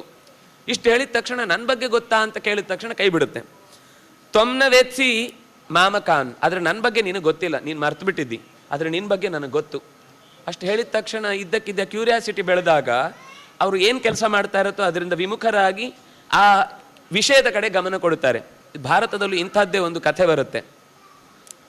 ಒಬ್ಬ ಋತ್ವಿಜನ ಅಂದರೆ ಒಬ್ಬ ದಾರಿಯಲ್ಲಿ 4-6 ಮನೆಗಳಿಗೆ ಗುರುಗಳಿಗೆ ಹೋಗುವಾಗ ಭಿಕ್ಷೆ ತಗೊಂಡು ಹೋಗಬೇಕಿತ್ತು. ಹೋಗಬೇಕಾದವನು ಭಿಕ್ಷೆ ಕೇಳ್ತಾ ಕೇಳ್ತಾ ದಾರಿಯಲ್ಲಿ ಬರುವಾಗ ಒಂದು ರಥ ವೇಗವಾಗಿ ಹೋಗ್ತಾ, ಅದು ಒಬ್ಬನೇ ಒಂದು ರಥ ಮಾತ್ರ ಹೋಗ್ಲಿಕ್ಕಿದ್ದ ದಾರಿ, ಇವನಲ್ಲಿ ಬೇಡ್ತಾ ಹೋಗ್ತಾ ಇದ್ದವನಿಗೆ ಒಬ್ಬ ಅತ್ಯಂತ ಮದಿಷ್ಠನಾದ ವ್ಯಾಪಾರಿ ತನ್ನ ರಥವನ್ನು ವೇಗವಾಗಿ ಓಡಿಸಿ ಅವನ ಕಾಲ ಮೇಲೆ ಹತ್ತಿಸ್ಕೊಂಡು ಹೊರಟೋಗ್ಬಿಡ್ತಾನೆ. ಆವಾಗಲೂ ಇದ್ರು, ಇವಾಗ ಮಾತ್ರ ಅಲ್ಲ. ಹತ್ತಿಸ್ಕೊಂಡು ಓಡಿ ಹೋದಾಗ ಅವನ ಕಾಲು ಮುರಿದು ಹೋಗ್ಬಿಡುತ್ತೆ, ತುಂಬ ವ್ಯಥೆ ಆಗುತ್ತೆ ಅವನಿಗೆ. ನಾನಿನ್ನು ಮನೆಗೆ ಹೋಗಿ ಯಾರ ಹತ್ರ ನನ್ನ ಈ ನೋವನ್ನು ಹೇಳ್ಕೊಳ್ಳೋದು, ಮೊದಲೇ ಕಷ್ಟ, ಮನೆಯಲ್ಲಿ ಇವನ ದುಡಿಮೆಯಿಂದಲೇ ಹೊಟ್ಟೆ ನಡಿಬೇಕಿತ್ತು, ಈಗ ನಾನು ಕಾಲು ಮುರ್ಕೊಂಡಾದ್ಮೇಲೆ ಕೋಳಿಗೆ ಕಾಲೇ ಬಲ, ಅದಕ್ಕೆ ಕಾಲೇ ಮುರಿದೋದ್ರೆ ಕೋಳಿ ಸತ್ತು ಹೋಗ್ಬಿಡುತ್ತೆ, ಹಾಗೆ ನನಗೆ ಇಡೀ ಬಲವೇ ಭಿಕ್ಷೆ ಬೇಡ್ಲಿಕ್ಕೆ ಓಡಾಡ್ಲಿಕ್ಕೆ ಇದೊಂದು ಬಲ ಇತ್ತು, ಇದು ಕಳ್ಕೊಂಡಲ್ಲ ಅಂತ ಹೋಗಿ ಒಂದು ಬೆಟ್ಟದ ತುದಿಗೆ ಬಿದ್ದು ಸಾಯಬೇಕು ಅಂತ ಹೋದವನ ಹತ್ರ ಹಿಂದೆ ಒಂದು ಜೋರಾಗಿ ನಕ್ಕ ಶಬ್ದ ಕೇಳಿ ತಿರುಗ್ತಾನೆ. ಒಂದು ನರಿ ಜೋರಾಗಿ ಅವನ ಎದುರುಗಡೆ ಹಿಂದ್ಗಡೆ ನಗ್ತಾ ನಿಂತಿರುತ್ತೆ. ಯಾಕೆ ನೀನು ನಗ್ತಾ ಇದ್ದಿ ಅಂತ ಒಂದು ಕ್ಷಣ ಸಾಯ್ಬೇಕು ಅಂತ ಅನ್ಕೊಂಡ ಮನಸ್ಸು ಈ ಕಡೆ ತಿರುಗುತ್ತೆ. ಅದು ಈ ನರಿ ಬಿಕ್ಕಿ ಬಿಕ್ಕಿ ಅಳುವುದು ಅಂತ ಇರುತ್ತಲ್ಲ, ಹಾಗೆ ಉಕ್ಕಿ ಉಕ್ಕಿ ನಗ್ತಾ ಇದೆ, ಬಡ್ಕೊಂಡು ನಗುದು ಅಂತ ಹೇಳ್ತೇವಲ್ಲ, ಹಾಗೆ ನೆಲಕ್ಕೆಲ್ಲ ಬಿದ್ದು ಹೊರಳಾಡ್ಕೊಂಡು ನಗ್ತಾ ಇದೆ. ಇವನಿಗೆ ಆಶ್ಚರ್ಯ ಆಯಿತು, ನನ್ನನ್ನು ನೋಡ್ಕೊಂಡು ಇದು ಯಾಕೆ ಇಷ್ಟು ನಗ್ತಾ ಇದೆ ಅಂತ. ಅಂದರೆ ಅವನ ಇಡೀ ಗಮನ ತಾನು ಸಾಯಬೇಕು ಅಂತ ಅಂದ್ಕೊಂಡದಕ್ಕಿಂತ ಈ ಕಡೆ ತಿರುಗಿಬಿಡ್ತು. ಅಷ್ಟೇ, ಕೆಲವೊಂದು ತಪ್ಪು ಮಾಡುವ ಅಥವಾ ಕೆಲವೊಂದು ಘಟನೆ ನಡೆಯುವಾಗ ಆ ಘಟನೆ ಒಂದು ಕ್ಷಣ ಅದರ ಯೋಚನೆ ಬದಲಾದರೆ ಆ ತಪ್ಪು ಮಾಡಲ್ಲ ಅವನು. ಎಲ್ಲ ಸಂದರ್ಭದಲ್ಲೂ ತಪ್ಪು ಯಾಕಾಗುತ್ತೆ ಅಂದರೆ 2 ಕಾರಣಗಳು. ಒಂದು, ಆ ತಪ್ಪಿನಿಂದ ಮುಂದೇನಾಗುತ್ತೆ ಅಂತ ಅವನು ಯೋಚನೆ ಮಾಡಿರಲ್ಲ. 2ನೇದು, ಈ ತಪ್ಪು ಮಾಡುವ ಅಂಥ ಅಗತ್ಯ ಏನಿದೆ ಅಂತ ಯೋಚಿಸಿರಲ್ಲ. ಈಗ ಅದೇನೋ ಈ ಕ್ಷಣಕ್ಕೆ ಮನಸ್ಸಿಗೇನು ಯೋಚನೆ ಬಂತು ಬೇಕು ಅಂತ ಬಯಸಿರುತ್ತೆ ಅಷ್ಟೇ. ಆದರೆ ಅದರ ಪರಿಣಾಮ ಮತ್ತು ನಾನು ಅಂಥ ಸ್ಥಾನದಲ್ಲಿದ್ದು ಮಾಡಲಿಕ್ಕೆ ಯೋಗ್ಯನಾ ಅಥವಾ ಮಾಡಬೇಕಾದದೇ ಅಗತ್ಯ ಇದೆಯಾ, ಇದು 2 ಪ್ರಶ್ನೆಗಳು ಅಕಸ್ಮಾತ್ ಮಧ್ಯದಲ್ಲಿ ಬಂದರೆ ತಪ್ಪುಗಳೇ ನಡೆಯಲ್ಲ. ಆದರೆ ಬುದ್ಧಿ ಮನಸ್ಸು ಇದೆರಡರ ನಡುವೆ ತೀರ್ಮಾನ ತೆಗೆದುಕೊಳ್ಳುವ ಪಾಯಿಂಟ್ ಬೇರೆ ಆಗಿಬಿಟ್ರೆ, ಮನಸ್ಸೇ ನಿರ್ಧಾರ ತೆಗೆದುಕೊಂಡು ಬಿಟ್ರೆ ಆವಾಗ ಇಂಥ ಅವ್ಯವಸ್ಥೆಗಳಾಗ್ತವೆ. ಯಾವಾಗ ಇದು ನಿನ್ನ ಜನ್ಮ ಗೊತ್ತು ಅಂತ ನನಗೆ ಹೇಳ್ತೋ, ಮಂಗನ ತಲೆಯೂ ತಿರುಗಿತು. ಮಂಗನ ತಲೆ ಯಾವಾಗಲೂ ತಿರುಗೇ ಇರುವುದು, ಈಗ ಸರಿಯಾಯಿತು. ಸರಿಯಾಗಿ ಇತ್ಯಾಕರ್ಣ್ಯ ವಚಸ್ತಸ್ಯ ಮುಮೋಚ ಸಾರಸಂತದಾ ಭಪ್ ಅಂತ ಕೈ ಬಿಡ್ತು ಕೆಳಗಡೆ. ಅಂದರೆ ಅದು ಬಿದ್ದು ನೋವಾಗುತ್ತೆ ಅನ್ನೋದು ತಲೆಯಲ್ಲಿಲ್ಲ ಅದಕ್ಕೆ. ಮೊದಲು ನನ್ನ ಬಗ್ಗೆ ಏನೋ ಹೇಳ್ತಾ ಇದೆಯಲ್ಲ ಅದನ್ನು ಕೇಳಿಸ್ಕೋಬೇಕು ಅಂತ ಬಿಡ್ತು ಕೆಳಗಡೆ. ಬ್ರೂಹಿರೇ, ಆ ಶಬ್ದಗಳು ಬಳಸುವುದೇ ಜನ. ಹೇಳೋ ಬ್ರೂಹಿರೇ ತ್ವಂ ಕಥಂ ವೇತ್ಸಿ, ಹೇಗಪ್ಪ ನನ್ನ ಬಗ್ಗೆ ನಿನಗೆ ಇಷ್ಟು ಚೆನ್ನಾಗಿ ಗೊತ್ತು ಅಂತ ನೀನು ನನ್ನ ಹಿಂದಿನದ್ದೆಲ್ಲ ಹೇಳ್ತೇನೆ ಅಂತ. ಈಗ ಸಿಕ್ಕಿದ್ರೆ ಒಂದು ಚಾನಲ್ನಲ್ಲಿ ಕೂಡಿಸ್ಬಿಡ್ತಿದ್ರು, ಪುಣ್ಯಕ್ಕೆ ಸಿಕ್ಕಿಲ್ಲ ಅದು. ಮಮ ಜನ್ಮ ಪುರಾತನಂ ತ್ವಂ ಪಕ್ಷಿ ಜ್ಞಾನಹೀನಶ್ಚ ತಿರ್ಯಕ್ವಾಹಂ ವನೇಚರಃ. ನಮ ಜನ್ಮ ಪುರಾತನಂ, ನನ್ನ ಹಿಂದಿನ ಜನ್ಮವನ್ನು ನೀನು ತಿಳಿದಿದ್ದಿ. ನೀನು ಪಕ್ಷಿ, ನೀನು ಮನುಷ್ಯರಾದರೆ ಏನೋ ಒಂದಿಷ್ಟು ನಿನ್ನ ಬಗ್ಗೆ ಗೊತ್ತಿದೆ ಹಾಗೆ ಹೇಳಿದ್ರೆ ನಾನು ನಂಬ್ತಿದ್ದೆ. ಜ್ಞಾನಹೀನ, ನಿಜವಾಗ್ಲಿ ಪಕ್ಷಿಗಳಲ್ಲಿ ಅಂತಹದ್ದೊಂದು ಅರಿವಿನ ಶಕ್ತಿ ಇಲ್ಲ ನಿನಗೆ. ತಿರಿಯಕ್, ನೀನು ಒಂದು ಸಾಮಾನ್ಯ ಉಳಿದ ಪ್ರಾಣಿಗಳಂತೆ, ಪಕ್ಷಿ ಪ್ರಾಣಿಗಳಂತೆ ನೀನು ಒಂದು ಸಾಮಾನ್ಯ ಪ್ರಾಣಿ. ನಾನು ಒಬ್ಬ ಕಾಡಿನಲ್ಲಿ ಓಡಾಡುವ ಕಪಿ, ನೀನು ಒಂದು ಪಕ್ಷಿ. ನನಗೂ ಅರಿವಿಲ್ಲ, ನಿನಗೂ ಅರಿವಿಲ್ಲ. ಆದರೆ ನನ್ನ ಬಗ್ಗೆ ನಿನಗೆ ಅರಿವಿದೆ. ಆದರೆ ನನ್ನ ಬಗ್ಗೆ ಅಂದರೆ ಕೋತಿ ಹೇಳುವ ಮಾತು, ನನ್ನ ಬಗ್ಗೆ ಗೊತ್ತಿದೆ ಆದರೆ ನನಗೆ ನಿನ್ನ ಬಗ್ಗೆ ಗೊತ್ತಿಲ್ಲ ಅಂತ ಇಷ್ಟು ಕರಾರುವಾಕ್ಕಾಗಿ ಇದು ಹೇಳ್ತಾ ಇದ್ದಿ ಅಂದರೆ ಇದರ ಹಿಂದೆ ಏನೋ ಒಂದು ಗುಟ್ಟಿರಬೇಕು. ಹೇಳೋದನ್ನು ನನಗದನ್ನು ಬಿಡಿಸಿ ಹೇಳು. ಆಗ ಅದು ಹೇಳುತ್ತೆ, ಜಾನೇಹಂ ತಾವಕಂ ಜನ್ಮ ಜಾತಿ ಸ್ಮರಮಿತಿ ಸ್ಫುಟಂ ತ್ವಂ ವಿಂಧ್ಯಾಧಿಪೋ ರಾಜ ಪ್ರಾಗ್ಭವೇ ಪರ್ವತೇಶ್ವರ. ಒಂದು ಪರ್ವತದ ತುದಿಯಲ್ಲಿ ಒಂದು ದೊಡ್ಡ ರಾಜ್ಯ ಇತ್ತು. ವಿಂಧ್ಯ ಪರ್ವತದ ತುತ್ತ ತುದಿಯಲ್ಲಿ ನಿನ್ನ ರಾಜ್ಯ ಇತ್ತು. ನೀನು ಎಲ್ಲ ಪ್ರಶ್ನೆಗಳಿದು ಕ್ಲಾರಿಫಿಕೇಶನ್ ಕೊಡು, ಚೆನ್ನಾಗಿದೆ. ನನ್ನ ಬಗ್ಗೆ ಹೇಗೆ ಗೊತ್ತು ಅಂತ ಕೇಳಿದ್ಯಲ್ವಾ? ಹೌದು, ನೀನು ಹೇಳಿದ ವಿಷಯ ಸರಿ. ಸಾಮಾನ್ಯ ಪಕ್ಷಿಗಳಿಗೆ ಯಾವತ್ತೂ ಕೂಡ ಏನೂ ಗೊತ್ತಿರಲ್ಲ, ಅರಿವಿರಲ್ಲ. ಆದರೆ ನನಗೆ ಜಾತಿಸ್ಮರಃ, ನನಗೆ ಹಿಂದಿನ ಜನ್ಮದ ಆ ಜನ್ಮದಲ್ಲಿ ಮಾಡಿದ ಎಲ್ಲ ಒಳ್ಳೆಯ ಕೆಲಸದಿಂದ ನನಗೆ ಹಿಂದೆ ಏನಾಗಿದ್ದೆ, ಏನೇನಾಗಲಿಕ್ಕಿತ್ತು, ಅದು ಎಲ್ಲಿ ತಪ್ಪಿ ಹೋಯಿತು ಅಷ್ಟೂ ನೆನಪಿದೆ ನನಗೆ. ಪಕ್ಷಿಗಳಿಗೆ ನೆನಪಿರುತ್ತೆ ಅಂತಲ್ಲ, ನನಗೆ ಹಿಂದಿನ ಜನ್ಮದ್ದು ಪ್ರತಿಯೊಂದು ನೆನಪಿದೆ. ಹೇಗೆ ಭರತನಾದವನು ಕೊನೆಗೆ ಸಾಯುವ ಹೊತ್ತಿಗೆ ಒಂದು ಜಿಂಕೆಯನ್ನು ರಕ್ಷಿಸಲಿಕ್ಕೆ ಅಂತ ಹೋಗಿ ತಾನೇ ಕೊನೆಗೆ ಪ್ರಾಣ ಬಿಡುವಾಗಲೂ ಜಿಂಕೆಯನ್ನೇ ನೆನಪಿಸಿಕೊಂಡು ಸತ್ತ. ಹಾಗೆ ನೆನಪಿಸಿಕೊಂಡು ಸತ್ತವನು ಮತ್ತೆ ಜಿಂಕೆಯಾಗಿ ಹುಟ್ಟಿದಾಗ ತಾನು ಹಿಂದೆ ಏನಾಗಿದ್ದೆ ಅಂತ ಭರತನಾಗಿ ರಾಜನಾಗಿ ಮಾಡಿದ ಎಲ್ಲ ಕೆಲಸಗಳು ನೆನಪಿದ್ದು ಮುಂದೆ ಜಿಂಕೆಯಾಗಿ ಇರುವಾಗಲೂ ವ್ರತದಲ್ಲೇ ಇದ್ದಂತೆ. ಕೃಷ್ಣಂ ಅನುಸ್ಮರನ್, ಭಗವಂತನನ್ನು ಕೃಷ್ಣನನ್ನು ನಿರಂತರ ಸ್ಮರಿಸ್ತಾ ದೇಹವನ್ನು ಬಿಟ್ಟು ಮತ್ತೆ ಜಡಭರತನಾದ ಅಂತ ಕಥೆ ಬರುತ್ತೆ. ಹಾಗೆ ತುಂಬ ಕಥೆಗಳಲ್ಲಿ ಪ್ರಾಣಿಗಳಿಗೂ ಮನುಷ್ಯನಂತೆ ಕೆಲವೊಮ್ಮೆ ಅರಿವಿರುವ ಘಟನೆಗಳನ್ನು ನಾವು ನೋಡ್ತೇವೆ. ನಮ್ಮಲ್ಲೇ ನಾವು ಸರಿಯಾಗಿ ಗಮನಿಸಿದರೆ ನಮ್ಮ ಸುತ್ತ ಇರುವ ಸಾಕು ಪ್ರಾಣಿಗಳಲ್ಲೂ ಅಥವಾ ಬೇರೆ ಪ್ರಾಣಿಗಳಲ್ಲಿ ಅಂತಹ ಕೆಲವು ಅರಿವಿರುವುದನ್ನು ನಾವು ನೋಡ್ತೇವೆ. ಅವುಗಳಿಗೆ ಅಮಾವಾಸ್ಯೆ ಗೊತ್ತಾಗುತ್ತೆ, ಏಕಾದಶಿಗಳು ಗೊತ್ತಾಗ್ತವೆ, ತನ್ನ ಯಜಮಾನ ಅವನಿಗೆ ಏನು ಕಷ್ಟ ಆಗಿದೆ ಅನ್ನೋದನ್ನು ನೋಡಿ ಆ ಕಷ್ಟವನ್ನು ತನ್ನ ಮೇಲೆ ಎಳ್ಕೊಳ್ತಾವೆ. ಇದೆಲ್ಲ ಪ್ರಾಣಿಗಳಲ್ಲಿ ಸಹಜವಾಗಿ ಇರುತ್ತೆ. ಅದರಲ್ಲೂ ವಿಶೇಷವಾಗಿ ಕೆಲವೊಮ್ಮೆ ಅರಿವು ಕೂಡ ಇರುವ ಹಾಗೆ ಭಗವಂತ ದೇವಸ್ಥಾನಕ್ಕೆ ಪ್ರದಕ್ಷಿಣೆ ಬರ್ತಾವೆ ಕೆಲವು. ಅದು ಯಾವುದೋ ಒಂದು ಪರ್ಟಿಕ್ಯುಲರ್ ಆದ ದಿವಸ ಹೋಗಿ ನಮಸ್ಕಾರ ಮಾಡ್ಕೊಂಡು ಬರ್ತವೆ. ಇದೆಲ್ಲ ಹಿಂದೆ ಯಾವುದೋ ಭಾಗ ಬಾಕಿ ಇದ್ದದನ್ನು ಮುಂದೆಯೂ ಕೂಡ ಬಿಟ್ಟು ಹೋಗಬಾರದು ಅಂತ ಅವುಗಳು ಮಾಡಿಕೊಳ್ತಾ ಇರ್ತಾರೆ. ಹಾಗೆ ನನಗೆ ಸ್ಫುಟವಾಗಿ ಹಿಂದಿನ ಕಾಲದ ಎಲ್ಲ ಘಟನೆಗಳು ನೆನಪಿದೆ. ನೀನೊಬ್ಬ ರಾಜನಾಗಿದ್ದಿ. ಅಹಂ ಪೂಜ್ಯತಮೋ ವಿಪ್ರಹ ತವ ವಂಶೇ ಪುರೋಹಿತಃ. ನಿನ್ನ ಮನೆಯಲ್ಲಿ ನೀನು ರಾಜನಾಗಿದ್ದಾಗ ಕುಲಪುರೋಹಿತನಾಗಿ ಆಶ್ರಯದಲ್ಲಿ ಈ ರಾಜ ಮನೆತನಕ್ಕೆ ಆಚಾರ್ಯರು ಅಂತ ಇರ್ತಾರಲ್ಲ, ಆಸ್ಥಾನದ ಆಚಾರ್ಯ ಪುರುಷರು ಅಂತ, ಹಾಗೆ ನಾನು ನಿನ್ನ ಜೊತೆಗಿದ್ದೆ. ತೇನ ಪ್ರತ್ಯಭಿಜಾನಾಮಿ, ಅದರಿಂದಾಗಿ ನಿನ್ನ ಬಗ್ಗೆ ಎಲ್ಲ ಗೊತ್ತು. ನಿಮ್ಮ ಮನೆಯ ಪುರೋಹಿತನಾಗಿದ್ದರಿಂದ ನೀನೇನೇನು ಎಡವಟ್ಟ ಕೆಲಸಗಳನ್ನು ಮಾಡಿದ್ದಿ, ನೀನು ಹೇಗೆ ಬದುಕಿದ್ದಿ ಎಲ್ಲವೂ ನನಗೆ ಗೊತ್ತು. ತ್ವಾಂ ಸಮ್ಯಗ್ ವಾನರೋತ್ತಮ ಇಮಾಂ ಪಾಲಯತಾ ಭೂಮಿಂ ಪ್ರಜಾ ಸರ್ವಾ ಪ್ರಪೀಡಿತಾ ತ್ವಯಾ ವಿವೇಕಹೀನೇನ ಭೃಶಂ ಸಂಚಯತಾ ಧನಂ. ನೀನು ರಾಜನಾಗಿ ಪ್ರಜಾರಂಜಕತ್ವಾಧಿರಾಜ, ಪ್ರಜೆಗಳನ್ನು ಸಂತೋಷಪಡಿಸುವುದು ಅನ್ನುವುದೇ ರಾಜನ ಕರ್ತವ್ಯ. ಸಂತೋಷಪಡಿಸುವುದು ಅಂತ ಹೇಳಿ ಸುಮ್ಮನೆ ಯೋಚನೆ ಮಾಡದ ಯೋಜನೆಗಳನ್ನು ಹಾಕಿ ಊಟ ಕೊಡುವುದಂತ ಅರ್ಥ ಅಲ್ಲ. ಯಾವುದರಿಂದ ಪ್ರಜೆಗಳು ತಮ್ಮ ಸಂಪತ್ತನ್ನು ಸಂಪಾದನೆಯನ್ನು ತಾವೇ ಚೆನ್ನಾಗಿ ಮಾಡಿಕೊಂಡು ದುಡಿದು ತಿಂದಾಗ ಅನ್ನ ಮೈಗೆ ಹೇಗೆ ಚೆನ್ನಾಗಿ ಅಂಟಿಕೊಳ್ಳುತ್ತೋ ಹಾಗೆ ಪ್ರಜೆಗಳಲ್ಲಿ ಧರ್ಮದ ಎಚ್ಚರಿಕೆ ಇರುವಂತೆ, ಪ್ರಜ್ಞೆ ಚೆನ್ನಾಗಿ ಜಾಗೃತವಾಗಿರುವಂತೆ, ಅವರಿಗೆ ಏನೇ ಕಷ್ಟ ಬಂದಾಗಲೂ ನಾನು ನಿಮ್ಮ ಜೊತೆಗಿದ್ದೇನೆ ಅಂತ ಭರವಸೆ ತುಂಬುವಂತೆ ಇರಬೇಕಾದವನು ಒಬ್ಬ ರಾಜ. ಆದರೆ ನೀನು ಹಾಗೆಯೇ ಆ ಕೆಲಸವನ್ನು ಮಾಡಲಿಲ್ಲ. ವಿವೇಕಹೀನನಾಗಿ ಪ್ರಜಾ ಸರ್ವಾಹ ಪ್ರಪೀಡಿತಾ, ನಿನ್ನಿಂದಾಗಿ ಪ್ರಜೆಗಳು ತುಂಬ ಗೋಳಿಗೆ ಪಾತ್ರರಾದರು, ಗೋಳಿಗೊಳಗಾದರು. ನಿನ್ನ ಉದ್ದೇಶ ಏನು ಅಂದರೆ ಪ್ರಜೆಗಳಿಂದ ಟ್ಯಾಕ್ಸ್ ತಗೊಳ್ತಾನೇ ಇರ್ತಿದ್ದಿ. ಆದರೆ ಪ್ರಜೆಗಳಿಗೆ ಬೇಕಾದ ತೆಗೆದುಕೊಂಡ ಹಣವನ್ನು ವಾಪಸ್ ಅವರಿಗೆ ಎಲ್ಲಿ ವಿನಿಯೋಗಿಸಬೇಕು ಅಲ್ಲಿ ವಿನಿಯೋಗಿಸ್ತಿರಲಿಲ್ಲ. ದುಡ್ಡು ಬರಬೇಕು ಸರಕಾರಕ್ಕೆ, ನಿನ್ನ ಜನರ ದುಡ್ಡನ್ನು ವಾಪಸ್ ತಗೊಳ್ಬೇಕು. ಎಲ್ಲಿಂದ ತಗೊಂಡೋ ಅಲ್ಲಿಗೆ ಮತ್ತೆ ವಾಪಸ್ ಅವರಿಗೆ ಸಮಸ್ಯೆ ಇದ್ದಾಗ ವಾಪಸ್ಸು ಸಹಾಯಕ್ಕೆ ಬೇಕು ಅಂತ ನೀನು ಕೆಲಸ ಮಾಡ್ತಿರ್ಲಿಲ್ಲ. ಭೃಶಂ ಸಂಚಯತಾ ಧನಂ, ಕೇವಲ ನಿನಗೆ ಬೇಕು ಬೇಕು ಬೇಕು ಅಂತ ಮತ್ತೆ ಮತ್ತೆ ಸಂಪತ್ತನ್ನು ಕೂಡಿಡುವುದು ಅಂದರೆ ಆ ಸಂಪತ್ತಿಗೊಂದು ಬೆಲೆಯೇ ಇಲ್ಲ ಅನ್ನುವಷ್ಟು.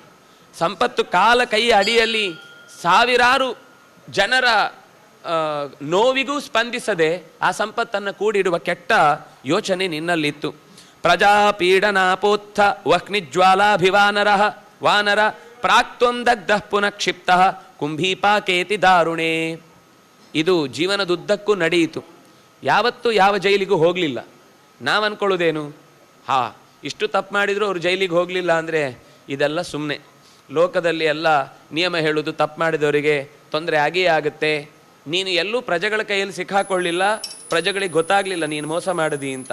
ಆದರೆ ಲೆಕ್ಕ ಚುಕ್ತ ಮಾಡಲಿಕ್ಕಿದ್ದದ್ದು ಎಲ್ಲ ತೆಗೆದು ನಿನ್ನ ಶರೀರವನ್ನು ನೀನು ಬಿಟ್ಟು ಹೋದಾಗ ಪ್ರಾಕ್ತ್ವಂ ದಗ್ಧಃ ಪುನಃ ಕ್ಷಿಪ್ತಃ, ಕೊನೆಗೆ ಯಾವುದೋ ಒಂದು ದುರ್ಮರಣಕ್ಕೊಳಗಾಗಿದ್ದಿ ನೀನು. ಜನರಿಗೆ ಗೊತ್ತಾಗಲಿಲ್ಲ, ಯಾವುದೋ ಒಂದು ದುರ್ಮರಣಕ್ಕೊಳಗಾದ ಬಳಿಕ ನಿನ್ನನ್ನು ಕೊಂಡು ಹೋಗಿ ಅತ್ಯಂತ ಕಠೋರವಾದ ಅನೇಕ ಶಿಕ್ಷೆಗಳಿಗೆ ಒಳಪಡಿಸಿದರು. ಪುನಃ ಪುನಶ್ಚ ದಗ್ಧೇನ, ಮತ್ತೆ ಮತ್ತೆ ಹಲವು ಶರೀರಗಳಲ್ಲಿ, ಅಂದರೆ ಸಾಧನೆಯ ಶರೀರ ಅಲ್ಲ, ಇದೇ ಥರದ ಯಾತನಾಮಯವಾದ ಶರೀರವನ್ನು ಅನುಭವಿಸಿ ಎಷ್ಟೋ ವರ್ಷಗಳ ಕಾಲ ಕುರುವತಾ ದಾರುಣಾನ್ ಶಬ್ದಾನ್ ಹೃತತಾ ಚ ಪುನಃ ಪುನಃ ಕುಂಭೀಪಾಕಾನಲೇ ತೀವ್ರಾ ಹ್ಯನುಭೂತಾಶ್ಚ ಯಾತನಾ ನಿಸ್ತೀರ್ಣ ನರಕೋ ಭೂಯಃ ಪಾಪಶೇಷೇಣ ಸಾಂಪ್ರತಂ ಪ್ರಾಪ್ತೋಸಿ ವಾನರಂ ಜನ್ಮ ಯೇನ ಮಾಂ ಹಂತುಮಿಚ್ಛಸಿ. ಅನೇಕ ಜನ್ಮಗಳನ್ನು ಕಳೆದು ಕೊನೆಗೆ ಈಗ ಆ ಹಿಂದೆ ಮಾಡಿದ ತಪ್ಪುಗಳಿಗೆಲ್ಲ ಪ್ರಾಯಶ್ಚಿತ್ತ ಮುಗಿದು ಈಗ ತುಂಬ ಕಮ್ಮಿ ಇದೆ, ಇನ್ನೇನು ಹೆಚ್ಚು ಪಾಪಗಳು ಉಳಿದಿಲ್ಲ. ಅದರ ಒಂದು ಕೊನೆಯ ಪಾಪ ಅನ್ನುವ ಹಾಗೆ ನಿಸ್ತೀರ್ಣ ನರಕ, ಆ ನರಕಗಳನ್ನೆಲ್ಲ ದಾಟಿ ಪಾಪಶೇಷೇಣ ಒಂದು ಬಹಳ ಕೊನೆಯ ಭಾಗದ ಒಂದಿಷ್ಟು ಪಾಪದ ಫಲವಾಗಿ ವಾನರಂ ಜನ್ಮ ಪ್ರಾಪ್ತೋಸಿ, ಈಗ ಕೋತಿಯ ಶರೀರದಲ್ಲಿ ನೀನು ವಾಸ ಮಾಡ್ತಾ ಇದ್ದಿ. ಏನ ಮಾಂ ಹಂತುಮಿಚ್ಛಸಿ, ಯಾವ ಕೈಯಿಂದ ನನ್ನನ್ನು ಎತ್ತಿ ಕೆಳಕ್ಕೆ ಬೀಳಿಸಿದೆಯೋ ಈ ಶರೀರ ನಿನಗೆ ಬಂದದ್ದು ಉಳಿದ ಪಾಪವನ್ನು ಅನುಭವಿಸ್ಲಿಕ್ಕೋಸ್ಕರ. ವಿಪ್ರಸ್ಯೋಪವನಾತ್ ಪೂರ್ವಂ, ಈ ಕೋತಿಯ ಶರೀರ ಯಾಕೆ ಬಂತು ಅಂದರೆ ವಿಪ್ರಸ್ಯೋಪವನಾತ್ ಪೂರ್ವಂ ಪಕ್ವರಂಭಾ ಫಲಾನಿ ವೈ ಅನನುಜ್ಞಾಪ್ಯ ಭುಕ್ತಾನಿ ತ್ವಯಾಪಹೃತ ಪೌರುಷಾತ್. ನಿನ್ನತ್ರ ಯಾರನ್ನೂ ಏನು ಕೇಳಬೇಕಾಗಿಲ್ಲ, ನೀನು ರಾಜ ಅಂತ. ಯಾರೋ ಒಬ್ಬ ಕೃಷಿಕ ಚೆನ್ನಾಗಿ ತನ್ನ ತೋಟದಲ್ಲಿ ಬೇಕಾದಷ್ಟು ಹಣ್ಣುಗಳನ್ನು ಬೆಳೆದು ಇಟ್ಟಿದ್ದ. ಇವನು ದಾರಿಯಲ್ಲಿ ಹೋಗುವಾಗ ಕಾಣಿಸ್ತು, ನಾನು ರಾಜ. ನೋಡಲಿಕ್ಕೆ ಅಲ್ಲಿ ಆ ಗಿಡದಲ್ಲಿ ಕಾಯಿ ಕಾಣಿಸ್ತು, ಹಣ್ಣು ಕಾಣಿಸ್ತು. ಬಾಳೆ ಗಿಡವನ್ನು ನೋಡಿದ, ಒಳ್ಳೆಯ ಕಳಿತ ಬಾಳೆಯ ಗೊನೆ. ಕೇಳಲಿಲ್ಲ, ಹೇಳಲಿಲ್ಲ, ಯಾರನ್ನು ಮಾತಾಡಿಸ್ಲಿಲ್ಲ, ಸೀದಾ ಹೋದೆ, ಅದನ್ನು ಕತ್ತರಿಸಿ ನಿನಗೆ ಸ್ವಂತಕ್ಕೋಸ್ಕರ ಅದನ್ನು ಬಳಸಿಕೊಂಡೆ. ಒಂದು ಕರ್ಟೆಸಿಗೆ ಇಲ್ಲ, ನಿಮ್ಮ ತೋಟದಿಂದ ತಗೊಂಡಿದ್ದೇನೆ, ನೀವು ಯಾರೂ ಇರಲಿಲ್ಲ ಅಂತ ಆಮೇಲೂ ಹೇಳಿ ಕಳಿಸಿದ್ದಲ್ಲ. ತಗೊಳ್ಳುವಾಗಲೇ ಇದು ನಾನು ಯಾರನ್ನು ಕೇಳಬೇಕಾಗಿಲ್ಲ, ಇದು ನನ್ನ ಸೊತ್ತು ಅಂತ ಅನ್ನುವ ಹಾಗೆ ಇನ್ನೊಬ್ಬರ ಸೊತ್ತನ್ನು ನೀನು ರಾಜನಾಗಿ ಮಾಡಿದ ಆ ತಪ್ಪು, ಕೊನೆಯದೊಂದು ತಪ್ಪು. ಈಗ ನೀನು ಶಾಖಾಮೃಗವಾಗಿ ಯಾವುದರ ಶಾಖೆಯನ್ನು ಕತ್ತರಿಸಿ ಅದು ನಿನ್ನ ಸೊತ್ತು ಅಂತ ಭಾವಿಸಿದೆಯೋ ಆ ಮಂಗಗಳಿಗೆ ಬಾಳೆಹಣ್ಣು ಭಾಳ ಇಷ್ಟ ಅಲ್ವಾ? ಹಾಗಾಗಿ ನೀನು ಮಂಗನಾಗಿ ಈಗ ಬಾಳೆಹಣ್ಣು ಸಿಕ್ಕಿದ್ರೂ ತಿನ್ಲಿಕ್ಕಾಗದ ಸ್ಥಿತಿಯಲ್ಲಿ ಓಡಾಡಿಕೊಂಡು ಕಷ್ಟಪಟ್ಟುಕೊಂಡು ಅದೇ ಕ್ರೌರ್ಯ ಜಾಸ್ತಿ ಆಗೋದು. ಬೇಕಾದ್ದು ಸಿಗಲಿಲ್ಲ ಅಂತಂದಾಗ ಅವುಗಳಿಗೆ ಮತ್ತೆ ಮತ್ತೆ ತಪ್ಪು ಕೆಲಸ, ಇನ್ನೊಬ್ಬರಿಗೆ ಹಿಂಸಿಸುವುದು. ವಸ್ತುತಃ ಹಿಂಸೆಯ ಹಿಂದೆ ಇರುವುದು ತನಗೆ ಬೇಕಾದ ಸಿಗ್ತಾ ಇಲ್ಲ ಅನ್ನುವ ನೋವು. ನಿದ್ದೆಯಲ್ಲಿ ತುಂಬ ಒದ್ದಾಡ್ತಾ ಇರುವ ಮಕ್ಕಳು ನಿದ್ದೆ ಬರುತ್ತೆ ಅಂತ ಮಾತ್ರ ಹೇಳಲ್ಲ, ಉಳಿದ ಎಲ್ಲ ಎಡವಟ್ಟು ಕೆಲಸಗಳನ್ನು ಮಾಡ್ತಾ ಇರ್ತವೆ. ಹಾಗೆ ಹಸಿವಾದಾಗ ಬುಭುಕ್ಷಿತನ್ನ ಪ್ರತಿಭಾತಿ ಕಿಂಚತಿ, ಏನು ಮಾಡಬೇಕು ಅಂತ ಗೊತ್ತಾಗದೆ ಎಲ್ಲ ಕಿರಿಕಿರಿಗಳನ್ನು ಮಾಡ್ತಾ ಇದೆ. ಹಾಗೆ ನೀನು ಅಶುಭಸ್ಯ ಶುಭಸ್ಯಾಪಿ ಪುರಾ ವಿಹಿತ ಕರ್ಮಣ ಭೋಗ ಕ್ರೀಡತಿ ಭೂತೇಶು ನೋಲ್ಲಂಘ್ಯಸ್ತ್ರಿದಶೈರಪಿ. ಎಷ್ಟು ಒಳ್ಳೆ ಮಾತು ಹೇಳುತ್ತೆ ಅಂದರೆ, ಅದು ಶುಭ ಕರ್ಮ ಇರ್ಬೋದು, ಅಶುಭ ಕರ್ಮ ಇರ್ಬೋದು, ಪುರಾ ವಿಹಿತ ಕರ್ಮಣ, ಅದು ಹಿಂದೆ ಆ ಕರ್ಮ ಆಗಿ ಹೋಗಿದೆ ಅಂತಂದ ಮೇಲೆ ಭೋಗ ಕ್ರೀಡತಿ ಭೂತೇಶು, ಯಾವುದೇ ಕಾರಣಕ್ಕೂ ಅಭೋಗ ಅಂದರೆ ಅದರ ಅನುಭವ, ಅದು ಅವನ ಹಿಂದೆಯೇ ಬರುತ್ತೆ. ಅವನು ಮಾಡಿದ ಕರ್ಮ ಅದು ಒಳ್ಳೆಯದಿರಲಿ, ಶುಭವಾಗಿರಲಿ ಅಶುಭವಾಗಿರಲಿ, ಅವನ ಹಿಂದೆಯೇ ಇರುತ್ತೆ. ನೋಲ್ಲಂಘ್ಯ ಯತ್ ಸುರೈರಪಿ, ದೇವತೆಗಳು ಕೂಡ ತಾವು ಎಲ್ಲೋ ಒಂದು ಆಡಿದ ಮಾತಿಗೆ ಪ್ರತಿಯಾಗಿ ತಪ್ಪು ಆಡಿದ್ದು ಹೌದಾದರೆ, ಅಥವಾ ಯಾವುದೋ ಒಂದು ಕೆಲಸದಲ್ಲಿ ಯೋಚನೆ ಮಾಡುವುದರಲ್ಲಿ ಜಾರಿದ್ರೆ ತಪ್ಪಿದ್ರೆ, ಅವರೂ ಕೂಡ ಆ ಕರ್ಮವನ್ನು ಅನುಭವಿಸಲೇಬೇಕು. ನಾವು ರಾಮನ ಮತ್ತು ಕೃಷ್ಣನ ಅವತಾರದ ಕಥೆಗಳಲ್ಲಿ ಹಿಂದೆ ಏನಾಗಿತ್ತು ಮುಂದೆ ಏನಾಗಿತ್ತು ಅಂತ ಎರಡನ್ನ ಯಾಕೆಂದರೆ ಎರಡೂ ಕಡೆಗಳಲ್ಲಿ ಒಬ್ಬರೇ ಬಂದವರಿದ್ದಾರೆ. ಬಂದಾಗ ಅಲ್ಲೇನಾಗಿತ್ತು ಅದಕ್ಕೆ ಇಲ್ಲೇನಾಯಿತು, ಇಲ್ಲೇನಾಗಿತ್ತು ಅದಕ್ಕೆ ಯಾಕೆ ಹಾಗಾಯಿತು, ಇದು ಎರಡಕ್ಕೂ ಉತ್ತರಗಳು ಕೊಡುವ ಹಾಗೆ ದೇವತೆಗಳದ್ದೇ ಅಷ್ಟು ಕಥೆಯಲ್ಲಿ. ಭಗವಂತನ ಸೇವೆಗೋಸ್ಕರವಾಗಿ ಭೂಮಿಯಲ್ಲಿ ಸಜ್ಜನರನ್ನ ಹೇಗೆ ದಾರಿಗೆ ತರಬೇಕು ಅಂತ ಯೋಚನೆ ಮಾಡಲಿಕ್ಕೆ ಭಗವಂತ ಅವತಾರ ಎತ್ತಿದ್ದರ ಜೊತೆಗೇನೆ ದೇವತೆಗಳು ಕೂಡ ಅನೇಕ ತಮ್ಮ ಪಾಕವನ್ನು, ಕರ್ಮದ ಪಾಕವನ್ನು ಪಡೆಯುವುದಕ್ಕಾಗಿ ಇಳಿದು ಬಂದರು ಅಂತ ಗೊತ್ತಾಗುತ್ತೆ. ಲಕ್ಷ್ಮಣ ಅನನ್ಯವಾಗಿ ಸೇವೆ ಮಾಡಿ ರಾಮನ ಜೊತೆಗಿದ್ದ, ತಮ್ಮನ ಕರ್ತವ್ಯವನ್ನು ಚೆನ್ನಾಗಿ ನಿರ್ವಹಿಸಿದ. ಅದು ಸ್ವಲ್ಪ ಓವರ್ಫ್ಲೋ ಆಗ್ತಾ ಇತ್ತು ಮಾಡಿದ ಕೆಲಸ. ಯಾಕೆಂದರೆ ಯಾರಿಗೆ ಈಗ ಬೆಳೆಗೆ ನೀರು ಬೇಕು ಅನ್ನೋದು ಸತ್ಯ, ಆದರೆ ಪಾತಿಯಲ್ಲಿ ಯಾವಾಗಲೂ ನೀರು ತುಂಬಿಕೊಂಡೇ ಇದ್ರೇನಾಗುತ್ತೆ, ಕೊಳೆತು ಹೋಗುತ್ತೆ.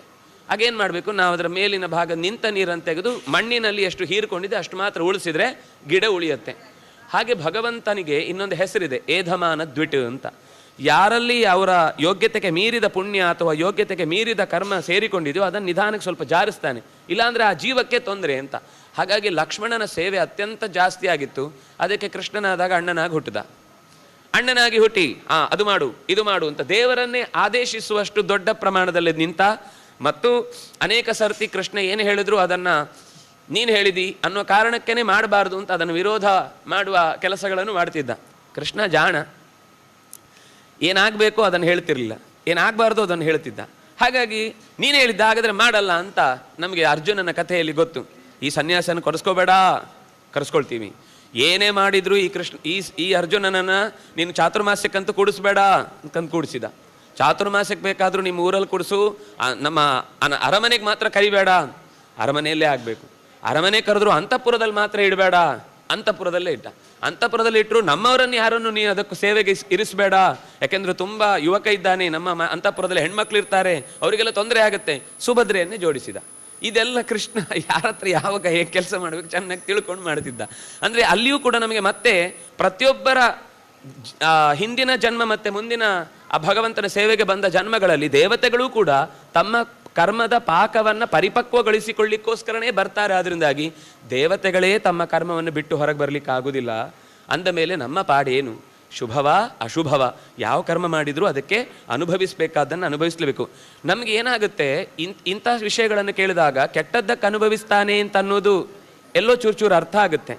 ಆದರೆ ಒಳ್ಳೆ ಕೆಲಸ ಮಾಡಿದಾಗ ಈ ಒಳ್ಳೆ ಕೆಲಸಕ್ಕೆ ಖಂಡಿತ ದೇವರು ಫಲ ಕೊಡ್ತಾನೆ ಅಂತ ನಂಬಿಕೆ ಮಾತ್ರ ಬಹಳ ಬೇಗ ಬರುವುದಿಲ್ಲ, ಬಹಳ ಕಷ್ಟ ಆಗುತ್ತೆ. ಕೆಟ್ಟದ್ದಾಗತ್ತೆ ಅಂದರೆ ನಂಬ್ತಾನೆ, ಆದರೂ ಒಳ್ಳೇದಾಗುತ್ತೆ ಅಂತಂದಾಗ ನಮ್ಗೆ ಮತ್ತೆ ವಿಶ್ವಾಸ ಬರುವುದಿಲ್ಲ. ನಾನು ಒಳ್ಳೆ ಕೆಲಸ ಮಾಡಿದರೆ ಖಂಡಿತ ನನಗೆ ಒಳ್ಳೇದಾಗುತ್ತೆ. ನಾಸತೋ ವಿದ್ಯತೆ ಭಾವ ನಾ ಭಾವೋ ವಿದ್ಯತೆ ಸತಃ ಉಭಯೋರಪಿ ದೃಷ್ಟೋಂತಹ ಅನಯೋಸ್ತತ್ವದರ್ಶಿಭಿ ಅಂತ ಕೃಷ್ಣ ಗಟ್ಟಿಯಾಗಿ ಹೇಳಿದ. ಹೆದರಬೇಡಿ, ಏವಮಪ್ಯಶುಭಂ ಕರ್ಮ ನಭೂತಂ ನ ಭವಿಷ್ಯತಿ. ಯಾವತ್ತೂ ಜಗತ್ತಿನಲ್ಲಿ ಕೆಡುಕಿಗಾಗಿ ಯಾವ ಕ್ರಿಯೆಯೂ ನಡೆಯುವುದಿಲ್ಲ, ಎಲ್ಲ ಕ್ರಿಯೆ ಒಳಿತಿಗೆ ಆಗುತ್ತೆ. ಆದರೆ ನಮಗೆ ಕಾಣುವ ದೃಷ್ಟಿಯಲ್ಲಿ ಅದು ಕೆಡುಕು ಅಂತ ಅನ್ಸ. ನಮಗೆ ಈಗ ಸೆಕೆ ತಡಿಲಿಕ್ಕೆ ಆಗ್ತಾ ಇಲ್ಲ, ಆದರೆ ಭೂಮಿಗೆ ಆ ಸೆಕೆ ಆದರೆ ಮಾತ್ರ ಮಳೆ ಬಂದಾಗ ಫಲವತ್ತತೆ ಭೂಮಿಯಲ್ಲಿ ಉಳಿಯುತ್ತೆ. ನಮಗೆ ಸೆಕೆ ಆಗಬಾರ್ದು ಅನ್ನೋ ಕಾರಣಕ್ಕೆ ನಾವು ಸೆಕೆ ಬೇಡ ಅಂತ ಬಿಡಿಸಿ AC ಹಾಕೊಂಡು ಕೊಟ್ರೆ ಆಮೇಲೆ ಎದೆ ತೂತ ಆಗುತ್ತೆ, ಉಸಿರು ಕಟ್ಟುತ್ತೆ, ಇನ್ನೇನೋ ಆಗುತ್ತೆ. ಡಾಕ್ಟರ್ ಹೇಳ್ತಾರೆ ಇನ್ನು ಮುಂದೆ ನೀವು AC ಬಳಸಬೇಡಿ ಅಂತ. ಅಲ್ಲಿ ತನಕ ನಾವು ಬಳಸುವುದೇ.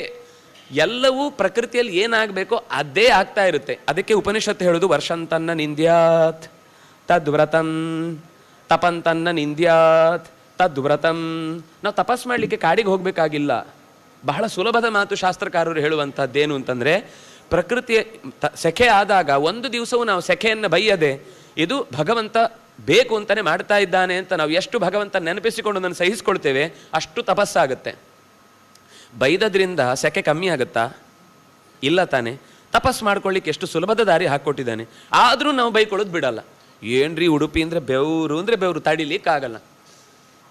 ಯಾರಿಗೆ ಬೇಕ್ರಿ ಉಡುಪಿ, ಯಾರಿಗೆ ಬೇಕ್ರಿ ಮಂಗಳೂರು, ಸಾಧ್ಯವೇ ಇಲ್ಲ ಅಂತ. ಅಂದರೆ ನಾವು ಮಾಡೋದೇನು ಅಂದರೆ, ದೇವರು ಸುಲಭವಾಗಿ ತಪಸ್ಸಿಗೆ ಒಂದು ದಾರಿ ಹಾಕ್ಕೊಟ್ರೆ ನಾವು ಅದನ್ನೇ ನಮಗೆ ತಾಪ ಮಾಡಿಕೊಂಡು ಕಷ್ಟಪಡ್ತಾ ಒದ್ದಾಡ್ತೇವೆ.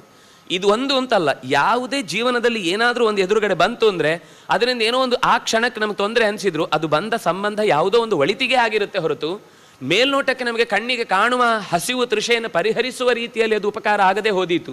ಇನ್ನಾವುದೋ ಒಂದು ರೀತಿಯಲ್ಲಿ ಅದು ನಮಗೆ ಉಪಕಾರಕ್ಕೆ ಬಂದಿರುತ್ತೆ ಅಂತ ಅನ್ನೋದನ್ನು ನಂಬಿ ನಡೆದರೆ ಖಂಡಿತ ಅವನಿಗೆ ಜೀವನದಲ್ಲಿ ಕಷ್ಟವೇ ಇಲ್ಲ, ಎಲ್ಲವೂ ಸುಖ.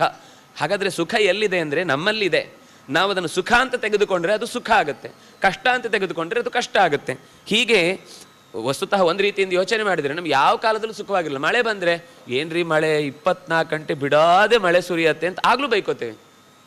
ಚಳಿ ಆದರೆ ಏನ್ರಿ ಚಳಿ ತಡಿಲಿಕ್ಕಾಗೋದಿಲ್ಲ, ಎಷ್ಟು ಅಂತ ಹೊದ್ಕೊಳ್ಳೋದು, ಎದ್ದು ನಮ್ಮ ಕೆಲಸನೇ ಮಾಡ್ಕೊಳ್ಳಿಕ್ಕಾಗಲ್ಲ ಅಂತ ನಮಗೆ ಚಳಿಯೂ ಕಷ್ಟ, ಸೆಕೆಯೂ ಕಷ್ಟ, ಮಳೆಯೂ ಕಷ್ಟ. ಎಲ್ಲಿರ್ಬೇಕಾಗಾದ್ರೆ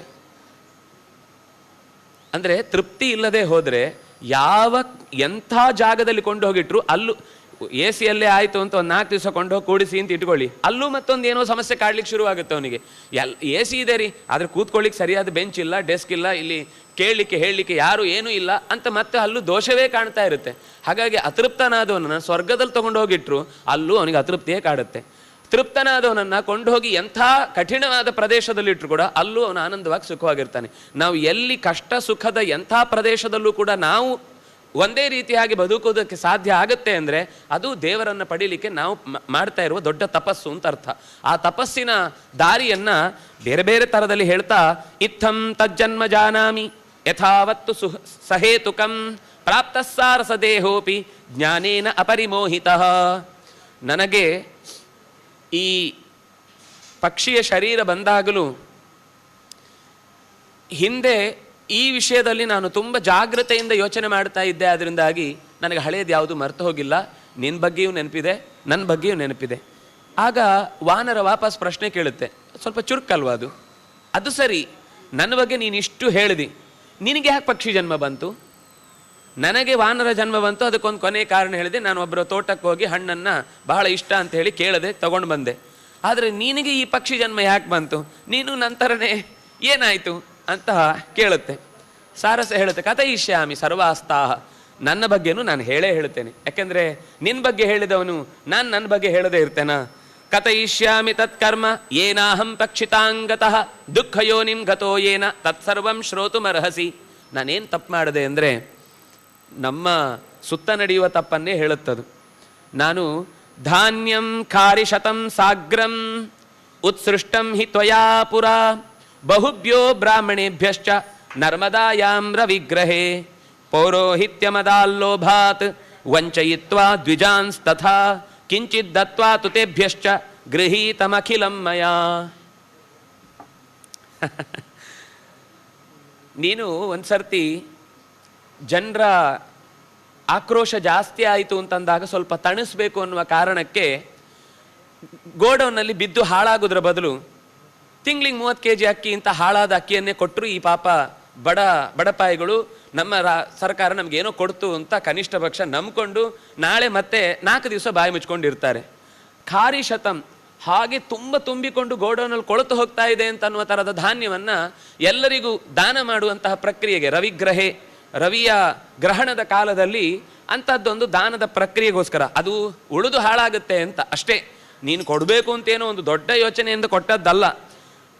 ಬಹುಭ್ಯೋ ಬಂದ ಎಲ್ಲ ನರ್ಮದಾ ತೀರದಲ್ಲಿ ಎಷ್ಟೆಷ್ಟು ಜನ ಋತ್ವಿಜರು ಬಂದಿದ್ದಾರೋ ಎಲ್ಲರನ್ನು ಕರೆದು ಗೋಣಿ ಕೊಟ್ಟು ಕಳುಹಿಸಿದ್ದಿ ನೀನು. ಯಾಕೆಂದರೆ ಮತ್ತೆ ಒಳ್ಳೆಯದನ್ನು ಇಡ್ಲಿಕ್ಕೆ ಗೋಡೌನಲ್ಲಿ ಜಾಗಿಲ್ಲ, ಅದಕ್ಕೋಸ್ಕರ ಇದನ್ನು ಖಾಲಿ ಮಾಡಬೇಕಿತ್ತು. ಆದರೆ ಅದಕ್ಕೊಂದು ಕಾರಣ ಬೇಕಿತ್ತು, ನೀನು ಕೊಟ್ಟು ಖಾಲಿ ಮಾಡ್ತಾ ಇದ್ದಿ. ಪೌರೋಹಿತ್ಯಕ್ಕೆ ನಾನೇ ಇದ್ದಿದ್ದು. ನಾನು ಆ ಅಕ್ಕಿ ಧಾನ್ಯ ಏನಿದೆಯೋ ಅದನ್ನು ಕೊಡ್ತಾ ಇರಬೇಕಾದ್ರೆ ಅದರಲ್ಲಿ ಚೂರು ಚೆನ್ನಾಗಿರೋದಕ್ಕೆಲ್ಲ ಕಾಣಿಸ್ತಿತ್ತು. ಅಂಥ ಗೋಣಿಗಳನ್ನು ತೆಗೆದು ಒಳಗಿಟ್ಟೆ, ಉಳಿದದ್ದನ್ನು ಮಾತ್ರ ಜನರಿಗೆ ಕೊಡ್ತಾ ಬಂದೆ. ಯಾವ್ದು ಒಳ್ಳೇದಿದೆಯೋ ಅದನ್ನೆಲ್ಲ ತೆಗೆದು ನಾನು ಪಾಪ ಹಾಳಾಗಿದ್ದನ್ನೆಲ್ಲ ಉಳಿದವರಿಗೆ ಕೊಟ್ಟು ಕಿಂಚಿದ್ದತ್ವ, ಅದು ಎಲ್ಲ ಕೊಡಲಿಲ್ಲ, ಚೂರ್ಚೂರೇ ಕೊಟ್ಟು ನಾನು ರಾಜನ ಕಡೆಯಿಂದ ನಿಮ್ಗೆ ಕೊಡಿಸ್ತಾ ಇದ್ದೇನೆ ಅಂತ ಕೊಟ್ಟದ್ದು ಅವನು ಅಂತ ಹೇಳಿ ಕೊಡ್ಬೋದಿತ್ತಲ್ವ, ಕೊಡಲಿಲ್ಲ. ನಾನು ಕೊಡಿಸ್ತಾ ಇದ್ದೇನೆ ಅಂತ ಚೂರು ಚೂರೇ ಕೊಡಿಸಿ ಅದನ್ನು ಉಳಿದದ್ದನ್ನೆಲ್ಲ ಗೃಹೀತಂ ಅಖಿಲಂ ಮಯ, ಅದನ್ನೆಲ್ಲ ನನ್ನ ಗೋಡೌನಿಗೆ ಕಳಿಸಿದೆ. ಈ ಗೋಡೌನಿಂದ ಖಾಲಿ ಆಗೈತೆ, ಪಾಪ ಜನರ ಹೊಟ್ಟೆಗೆ ಹಾಳಾದ ಗೋಡೌನಿಗೆ ಹೋಗ್ಲಿ ಅಂದ್ಬಿಟ್ರೆ ನಾನು ಇನ್ನೂ ಹಾಳಾದ ನನ್ನ ಗೋಡೌನ್ ತೊಗೊಂಡೋಗಿಟ್ಟೆ. ಚಲಕ್ರಿಮಿ ಸುಸಂಪೂರ್ಣೆ ದುರ್ಗಂಧೆ ಪೂಯಫೆ ನಿಪೆ ಆನಾಭೇಸ್ತತ್ರ ಮಗ್ನೋಸ್ಮಿ ಲಿಹನ್ ಪೂಯ ಮಧೋಮುಖ. ಅದಕ್ಕಾಗಿಯೇ ನಾನು ಇದೇ ಥರ ಧಾನ್ಯಗಳೆಲ್ಲ ಕೊಳೆತು ಹೋಗಿ ನಾರಿ ಇರುವಂಥದ್ರಲ್ಲೇ ಎಷ್ಟೋ ವರ್ಷಗಳ ಕಾಲ ನಾನು ಒಂದು ಹುಳವಾಗಿ ಅದರ ಒಳಗೆ ಬಿದ್ದು ತುಂಬ ಕಾಲ ಒದ್ದಾಡಿದೆ. ಅದು ಹೇಳಲಿಕ್ಕೆ ದೊಡ್ಡ ರಾಶಿ, ನನಗೆ ತಿನ್ನಲಿಕ್ಕೆ ಒಂದು ಅಕ್ಕಿ ಕಾಳು ಅದರಲ್ಲಿ ಸಿಗುವ ಸ್ಥಿತಿಯಲ್ಲಿ ಇರಲಿಲ್ಲ. ಅದನ್ನು ಮುಗಿಸಿ ಇಂಥದ್ದೇ ಅನೇಕ ಶಿಕ್ಷೆಗಳನ್ನೆಲ್ಲ ಅನುಭವಿಸಿ ಕೊನೆಗೆ ದೈವಾತ್ ಕಥಮಪಿ ಪ್ರಾಪ್ತ ಉತ್ತಾರೋ ನರಕಾಂಬುಧೇ ಮಯಾದೌ ದೈವ ಯೋಗೇನ ಉಪಸ್ಥಿತ. ಸರಿ, ಹೀಗೆ ಕೊನೆಗೆ ತಪ್ಪುಗಳನ್ನೆಲ್ಲ ಮಾಡಿ ಮಾಡಿ ಮಾಡಿ ಅಂದರೆ ಪೌರೋಹಿತ್ಯ ಎಷ್ಟು ಜವಾಬ್ದಾರಿಯುತವಾದ ಕಾರ್ಯ ಅಂತನ್ನುವ ಎಚ್ಚರಿಕೆ ಕೊಡೋದು. ಒಂದು ಮಾತಿದೆ, ನರಕಾಯ ಮತಿಶ್ಚೇತ್ತೆ ಪೌರೋಹಿತ್ಯಂ ಸಮಾಚಾರ ಅಂತ. ಅಂದರೆ ಅದು ಕತ್ತಿಯ ಅಲುಗು ಇದ್ದ ಹಾಗೆ. ಉಪನ್ಯಾಸದ ಸ್ಥಾನದಲ್ಲಿ ಕೂಡುವುದು ಮತ್ತು ಪೌರೋಹಿತ್ಯ ಮಾಡುವುದು ಎರಡೂ ಕೂಡ ಅತ್ಯಂತ ಭಯಾನಕವಾದ ಸಂಗತಿ ಅಂತ. ಪುರಾಣಾರ್ಥಂ ವದನ್ಯಾತಿ ನರಕಂ ನಾತ್ರ ಸಂಶಯ ಅಂತ.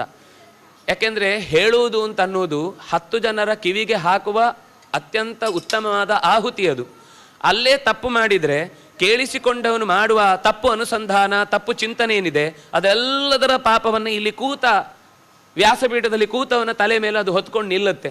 ಆ ಎಚ್ಚರಿಕೆ ಇದ್ದು ಮಾತಾಡಬೇಕು. ತಪ್ಪಿ ಮಾತಾಡಿದರೆ ಅಷ್ಟು ಜನರ ದಾರಿ ಹಾಳಾಗುತ್ತೆ, ಅಷ್ಟು ಜನ ಯೋಚನೆ ಕೆಡುತ್ತೆ, ಅಷ್ಟು ಜನರಲ್ಲಿ ದ್ವೇಷ ಬೀಳುವಂತಾಗುತ್ತೆ.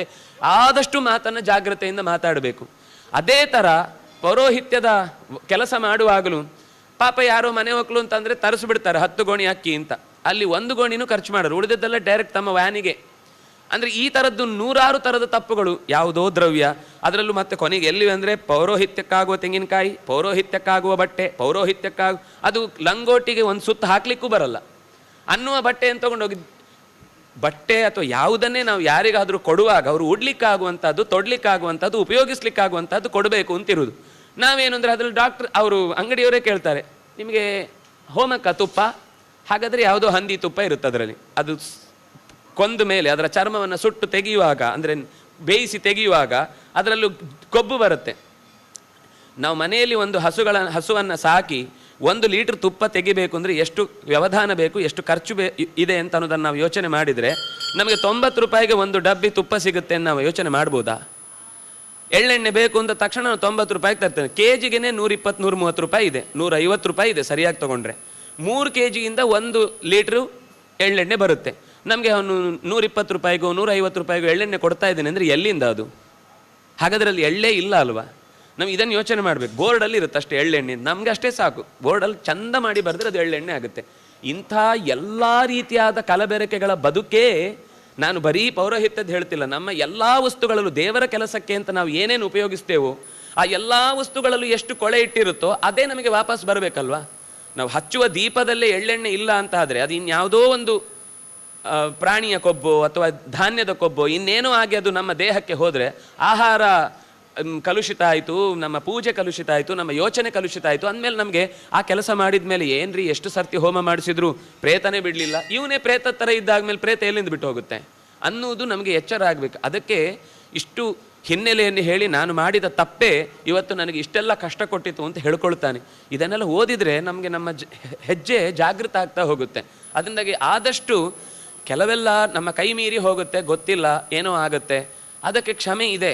ಆದರೆ ನಮಗೆ ಗೊತ್ತಿದ್ದು ಆಗುವ ತಪ್ಪುಗಳನ್ನು ನಾವು ಹಿಂದೇಟು ಹಾಕದೆ ಅದನ್ನು ಮತ್ತೆ ಧೈರ್ಯವಾಗಿ ಮಾಡ್ತೇವೆ ಅಂದರೆ ಧೈರ್ಯವಾಗಿ ನಾವೇ ನರಕಕ್ಕೆ ಹೋಗ್ತೇವೆ ಅಂತ ಟಿಕೆಟ್ ತೊಗೊಂಡ ಹಾಗೆ, ನಮ್ಗೆ ಹೋಗ್ಲಿಕ್ಕೆ ಮನಸ್ಸಿದೆ ಅಂತ ನಾವೇ ಒಪ್ಕೊಂಡ ಹಾಗೆ ಅಷ್ಟೇ.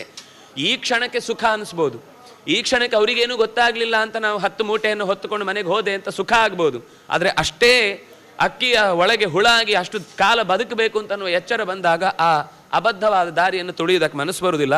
ಆಯಿತು, ಹಕ್ಕಿ ಜನ್ಮ ಯಾಕೆ ಬಂತು? ಯಾವುದೋ ತೋಟಕ್ಕೆ ಹೋಗಿ ಹಣ್ಣನ್ನು ಕಿತ್ಕೊಂಡು ಬಂದದ್ದಕ್ಕೆ ನಿನಗೆ ವಾನರ ಜನ್ಮ ಬಂತು, ನನಗೆ ಹಕ್ಕಿ ಜನ್ಮ ಯಾಕೆ ಬಂತು ಅಂತ ಹೇಳ್ತಾ, ಅಪಹೃತ್ಯ ಪುರಾಕಾಂಸ್ಯ ಭಾಜನಂ ಭಗಿನಿ ಗೃಹಾತ್ ಆಕ್ಷಿಕಾಯ ಮಯಾ ದತ್ತಂ ತೇನ ಮೇ ಸಾರಸೀಕತಿ. ನಾನು ಒಂದು ಸರ್ತಿ ನಮ್ಮ ತಂಗಿ ಮನೆಗೆ ಹೋಗಿದ್ದೆ. ತಂಗಿ ಮನೆಯಲ್ಲಿ ಊಟಕ್ಕೆ ಒಳ್ಳೆಯ ಕಾಂಸ್ಯ ಪಾತ್ರೆ, ಅಂದರೆ ಹಿಂದೆ ಎಲ್ಲ ಊಟಕ್ಕೆ ಕಂಚಿನ ಪಾತ್ರೆಯನ್ನು ಊಟಕ್ಕೆ ತಟ್ಟೆಯಾಗಿ ಇಡುವುದು. ಊಟ ಮುಗಿಸಿದ ಮೇಲೆ ತೊಳೆದು ಅಲ್ಲೇ ಇಡಬೇಕಿತ್ತು ತಾನೆ. ನಾನೇನು ಮಾಡಿದೆ, ಆ ತಟ್ಟೆಯನ್ನು ಸೀದಾ ನನಗೆ ವಾಪಸ್ ಬಟ್ಲು. ನನಗೆ ಮನೆಯಲ್ಲಿ ಯಾವುದಕ್ಕಾದ್ರೂ ಪೌರೋಹಿತ್ಯಕ್ಕಾಗುತ್ತೆ ಅಂತ ಯೋಚನೆ ಬಂತು. ಅವ್ರ ಮನೆಯಲ್ಲಿ ಯಾವುದಕ್ಕೂ ಪೂಜೆಗೋ ಇನ್ಯಾವುದಕ್ಕೋ ಊಟಕ್ಕೆ ನಾನು ಹೇಳಿದೆ. ಒಟ್ಟಂತಲ್ಲಿ ಕಾಂಸ್ಯ ಪಾತ್ರೆ ಮನೆಯಲ್ಲಿ ಇತ್ತು. ಅದನ್ನು ನಾನು ತೋಚದ ಹಾಗೆ, ಗೊತ್ತಾಗದ ಹಾಗೆ ಅವರಿಗೆ ತೆಗೆದು ನನ್ನ ಜೋಳಿಗೆಗೆ ಹಾಕೊಂಡು ಮನೆಗೆ ಬಂದುಬಿಟ್ಟಿದ್ದೆ. ಆ ತಪ್ಪಿಗೆ ಪ್ರಾಯಶ್ಚಿತ್ತವಾಗಿ ಈಗ ಈ ಪಕ್ಷಿ ಜನ್ಮದಲ್ಲಿ ನಾನು ಒದ್ದಾಡ್ತಾ ಇದ್ದೇನೆ. ಇಯಂಚ ಬ್ರಾಹ್ಮಣೋ ಪೂರ್ವಂ ಕಾಂಸ್ಯ ಚೋರಿ ಸುದಾರುಣ ತೇನೇಯಂ ಸಾರಸಿ ಜಾತ ಮಮ ಭಾರ್ಯ ಸಧರ್ಮಿಣಿ. ನನ್ನ ಹೆಂಡತಿಯು ಹೌದಾ ತಂದ್ರ ಮನೆಯಿಂದ ಚೆನ್ನಾಗಿದೆ ಇರಲಿ, ನಮ್ಮ ಮನೆಗೆ ಇರಲಿ ಅಂತ ಹೇಳಿದ್ಲು. ನನ್ನ ಜೊತೆಗೆ ಅವಳು ಈಗ ಹುಟ್ಟಿದಾಳು ನೋಡಿ, ಇಲ್ಲೇ ಇದ್ದಾಳೆ ಅಂತ ತೋರಿಸ್ತಾನೆ ತನ್ನ ಹೆಂಡತಿನ. ಅಂದರೆ ನಾವು ತಪ್ಪು ಮಾಡಿದವರನ್ನು ಸಪೋರ್ಟ್ ಮಾಡಿದರೆ ಅವ್ರು ಏನು ತಪ್ಪು ಮಾಡಿದ್ದಕ್ಕೆ ಅಲ್ಲೊಂದು ಶಿಕ್ಷೆ ಅನುಭವಿಸ್ತಾರೆ, ಅದ್ರ ಜೊತೆಗೆ ನಾವು ಅವರಿಗೆ ಸಪೋರ್ಟ್ ಮಾಡ್ಲಿಕ್ಕೆ ಅಲ್ಲೂ ಇರಬೇಕಾಗತ್ತೆ. ಆದ್ದರಿಂದ ಯಾವ ಕಾರಣಕ್ಕೂ ನಾವು ಯಾವುದೋ ಒಂದು ತಪ್ಪಾದಾಗ ಅದನ್ನು ತಪ್ಪು ಅಂತ ಹೇಳುವ ಪ್ರಸಂಗ ಬಂದರೆ ಹೇಳಬೇಕು. ಅದನ್ನು ಬಿಡಿಸ್ಲಿಕ್ಕಾಯ್ತೋ ವಾಪಸ್ ಕೊಡ್ಲಿಕ್ಕಾಯ್ತೋ ಬೇರೆ ಪ್ರಶ್ನೆ. ಇದನ್ನು ಒಪ್ಕೊಳ್ಳಲ್ಲ. ಅದೇ ಒಂದು ಕಥೆ ಬರುತ್ತಲ್ವ, ಒಂದು ಮಗು ಸಣ್ಣತನದಲ್ಲಿ ಮಾಡಿದ ಕಳ್ಳತನವನ್ನು ಸ್ವಲ್ಪವೂ ತಾಯಿ ಅದನ್ನು ಪ್ರಶ್ನಿಸದೆ ಕೊನೆಗೆ ದೊಡ್ಡ ಊರಿಗೆ ಕಳ್ಳನಾದಾಗ ಗಲ್ಲಿಗೆ ಹಾಕ್ಲಿಕ್ಕೆ ಹೋದಾಗ ರಾಜ ಏನು ಆಸೆ ಅಂತ ಕೇಳಿದಾಗ ತಾಯಿನ ಮಾತಾಡಿಸ್ಬೇಕು ಅಂತ ಹೇಳಿ ಕಿವಿ ಹತ್ರ ಬಂದ ತಕ್ಷಣ ಕಿವಿಯನ್ನು ಗಟ್ಟಿ ಕಚ್ಚಿಕೊಂಡ. ಯಾಕೆ ಅಂತ ಕೇಳಿದ್ರೆ, ನಾನು ಚಿಕ್ಕಂದಿದ್ದಾಗ ಒಂದಾದ್ರೂ ಸರ್ತಿ ನೀನು ಇನ್ನೊಬ್ಬರ ಮನೆಯಿಂದ ತಂದ ವಸ್ತು ಅದು ನಮ್ದಲ್ಲ ವಾಪಸ್ ಕೊಟ್ಟು ಬಾ ಅಂತ ಹೇಳಿದಿದ್ರೆ ನಾನು ಇವತ್ತಿಷ್ಟು ದೊಡ್ಡ ಕಳ್ಳ ಆಗ್ತಿರ್ಲಿಲ್ಲ ಅಂತ. ನಮಗೆ ಲೋಕದಲ್ಲೇ ಒಂದು ಸಣ್ಣ ದೃಷ್ಟಾಂತಗಳೇ ಬೇಕಾದ ಸರ್ತಿ ಇಂಥ ಪಾಠಗಳನ್ನು ಹೇಳ್ತಾವೆ. ಇನ್ನು ಈ ವಿಷಯದಲ್ಲಿ ಅದೇನಾಗುತ್ತೆ, ಕೊನೆಗೆ ಆ ಕಳ್ಳತನ ಒಂದು ರೋಗ ಆಗಿಬಿಡುತ್ತೆ. ಕಳ್ಳತನ ಮಾಡಿ ಮಾಡಿ ಮಾಡಿ ಕಳ್ಳತನ ಮಾಡಿ ಮಾಡಿ ಮಾಡಿ ಕಳ್ಳತನ ಅನ್ನೋದು ತಪ್ಪೇ ಅಂತ ಅನಿಸೋದಿಲ್ಲ. ಒಂದು ಸರ್ತಿ ಕಳ್ಳತನ ಅದು ಕೈಗೆ ಅಲ್ಲಿ ನೋಡಿದ ತಕ್ಷಣ ಒಳ್ಳೇದು ಅಂದ ತಕ್ಷಣ ತೆಗೆದು ಒಳ್ಳೇದಾಗುತ್ತೆ. ಅವನಿಗೆ ಗೊತ್ತಿರಲ್ಲ ನಾನು ಅದು ಕಳ್ಳತನ ಮಾಡ್ತಾ ಇದ್ದೇನೆ ಅಂತ. ಅಂದರೆ ಅಷ್ಟು ಅಭ್ಯಾಸ ನಮ್ಮನ್ನು ದಾರಿ ಕೆಡಿಸಿಬಿಡುತ್ತೆ. ನಾನಂಥ ತಪ್ಪು ಮಾಡಿ ಇತ್ತಂ ವಾನರತೆ ಸರ್ವಂ ಕಥಿತಂ ಕರ್ಮಣ ಫಲಂ ವೃತ್ತಂಚ ವರ್ತಮಾನಂಚ ಭವಿಷ್ಯಂ ಶೃಣು ಸಾಂಪ್ರತಂ. ಹೀಗೆ ಇದರ ಫಲವಾಗಿ ನಾನು ಹೀಗೆ ಹಂಸವಾಗಿದ್ದೇನೆ, ನೀನು ಹೀಗೆ ವಾನರನಾಗಿ ಜನ್ಮವನ್ನು ಪಡೆದಿದ್ದಿ. ಇಷ್ಟೇ ಅಲ್ಲ, ಇನ್ನು ಮುಂದೆ ನೀನು ಏನಾಗಲಿಕ್ಕಿದ್ದೆ ಅನ್ನೋದು ಗೊತ್ತಿದೆ, ನಾನೇನಾಗಲಿಕ್ಕಿದೆ ಅನ್ನೋದು ಗೊತ್ತಿದೆ. ಅದನ್ನು ನಾನು ನಾಳೆ ಹೇಳ್ತೇನೆ ಅಂತ ಹೇಳ್ತಾ ಆಡಿದ ಮಾತುಗಳನ್ನು ಕೃಷ್ಣನಲ್ಲಿ ಅರ್ಪಿಸುತ್ತಾ, ಕಾಯೇನ ವಾಚ ಮನಸ ಇಂದ್ರಿಯೈರ್ವಾ ಬುದ್ಧಿಯ ಆತ್ಮನಾವ ಅನುಸೃತ ಸ್ವಭಾವ ಕರೋಮಿ ಯದ್ಯತ್ ಸಕಲಂ ಪರಸ್ಮೈ ನಾರಾಯಣಾಯೇತಿ ಸಮರ್ಪಯಾಮಿ. ಕೃಷ್ಣಾರ್ಪಣಮಸ್ತು.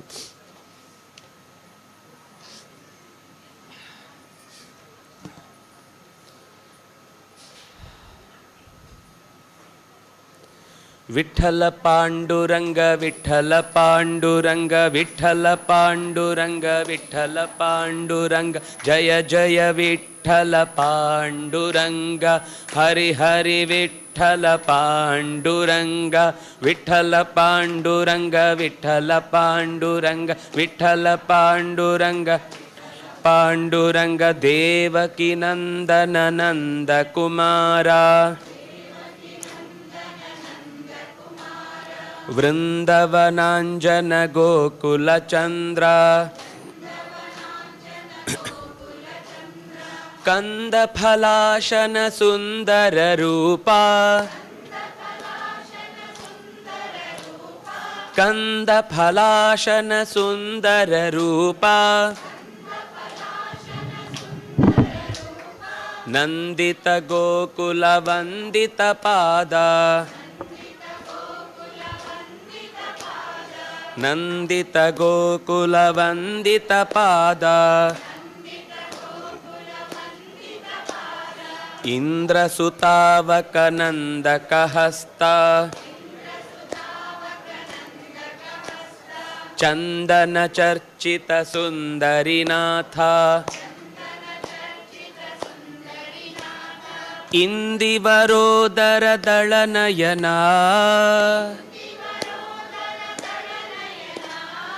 ಇಂದಿವರೋದರ ದಳನಯನ ಮಂದರಧಾರ ಗೋವಿಂದ ವಂದೇ ಮಂದರಧಾರ ಗೋವಿಂದ ವಂದೇ ವಿಠಲ ಪಾಂಡುರಂಗ ವಿಠಲ ಪಾಂಡುರಂಗ ವಿಠಲ ಪಾಂಡುರಂಗ ವಿಠಲ ಪಾಂಡುರಂಗ ಜಯ ಜಯ ವಿಠಲ ಪಾಂಡುರಂಗ ಹರಿ ಹರಿ ವಿಠಲ ಪಾಂಡುರಂಗ ವಿಠಲ ಪಾಂಡುರಂಗ ವಿಠಲ ಪಾಂಡುರಂಗ ವಿಠಲ ಪಾಂಡುರಂಗ ಪಾಂಡುರಂಗ ಮತ್ಸ್ಯ ಕರೂಪಲಯೋಧ ವಿಹಾರಿನ್ ವೇದ ವಿನೇತ್ರ ಚತುರ್ಮುಖ ವಂದ್ಯ ಕೂರ್ಮ ಸ್ವರೂಪಕ ಮಂದರಧಾರಿನ್ ಕೂರ್ಮ ಸ್ವರೂಪಕ ಮಂದರಧಾರಿನ್ ಲೋಕ ವಿಧಾರಕ ದೇವವರೆಣ್ಯ ಲೋಕ ವಿಧಾರಕ ದೇವವರೆಣ್ಯ ಸೂಕರ ರೂಪಕ ದಾನವ ಶತ್ರು ಭೂಮಿ ವಿಧಾರಕ ಯಜ್ಞವರಾಂಗ ದೇವ ನೃಸಿಂಹ ಹಿರಣ್ಯಕ ಶತ್ರು ದೇವ ನೃಸಿಂಹ ಹಿರಣ್ಯಕ ಶತ್ರು ಸರ್ವಭಯಾಂತಕ ದೈವತ ಬಂಧೋ ಸರ್ವಭಯಾಂತಕ ದೈವತ ಬಂಧೋ ವಿಠಲ ಪಾಂಡುರಂಗ ವಿಠಲ ಪಾಂಡುರಂಗ ವಿಠಲ ಪಾಂಡುರಂಗ ವಿಠಲ ಪಾಂಡುರಂಗ ಜಯ ಜಯ ವಿಠಲ ಪಾಂಡುರಂಗ ಹರಿ ಹರಿ ವಿಠಲ ಪಾಂಡುರಂಗ ವಿಠಲ ಪಾಂಡುರಂಗ ವಿಠಲ ಪಾಂಡುರಂಗ ವಿಠಲ ಪಾಂಡುರಂಗ ಪಾಂಡುರಂಗ ವಾಮನ ವಾಮನ ಮಾನವ ವೇಷ ದೈತ್ಯಕುಲಾಂತಕ ಕಾರಣಭೂತ ರಾಮ ಭೃಗುದ್ವಹ ಸೂರ್ಜಿತ ದೀಪ್ತೆ ರಾಮ ಭೃಗುದ್ವಹ ಸೂರ್ಜಿತ ದೀಪ್ತೆ ಕ್ಷತ್ರಕುಲಾಂತಕ ಶಂಭುವರೆಣ್ಯ ಕ್ಷತ್ರಕುಲಾಂತಕ ಶಂಭುವರೆಣ್ಯ ರಾಘವ ರಾಘವ ರಾಕ್ಷಸ ಶತ್ರು ಮಾರುತಿ ವಲ್ಲಭ ಜಾನಕಿ ಕಾಂತ ದೇವಕಿ ನಂದನ ಸುಂದರ ರೂಪ ದೇವಕಿ ನಂದನ ಸುಂದರ ರೂಪ ರುಕ್ಮಿಣಿ ವಲ್ಲಭ ಪಾಂಡವ ಬಂಧೋ ರುಕ್ಮಿಣಿ ವಲ್ಲಭ ಪಾಂಡವ ಬಂಧೋ ವಿಠಲ ಪಾಂಡುರಂಗ ವಿಠಲ ಪಾಂಡುರಂಗ ವಿಠಲ ಪಾಂಡುರಂಗ ವಿಠಲ ಪಾಂಡುರಂಗ ಜಯ ಜಯ ವಿಠಲ ಪಾಂಡುರಂಗ ಹರಿ ಹರಿ ವಿಠಲ ಪಾಂಡುರಂಗ ವಿಠಲ ಪಾಂಡುರಂಗ ವಿಠಲ ಪಾಂಡುರಂಗ ವಿಠಲ ಪಾಂಡುರಂಗ ವಿಠಲ ಪಾಂಡುರಂಗ ದೈತ್ಯ ವಿಮೋಹಕ ನಿತ್ಯ ಸುಖಾದೆ ದೇವ ಸುಬೋಧಕ ಬುದ್ಧ ಸ್ವರೂಪ ದುಷ್ಟ ಕುಲಾಂತಕ ಕಲ್ಕಿ ಸ್ವರೂಪ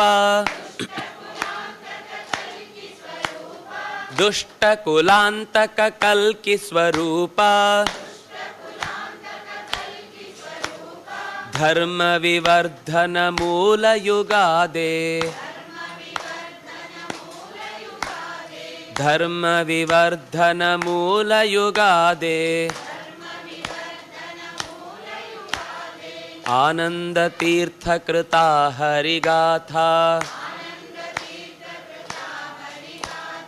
पापहरा शुभनित्यसुखार्था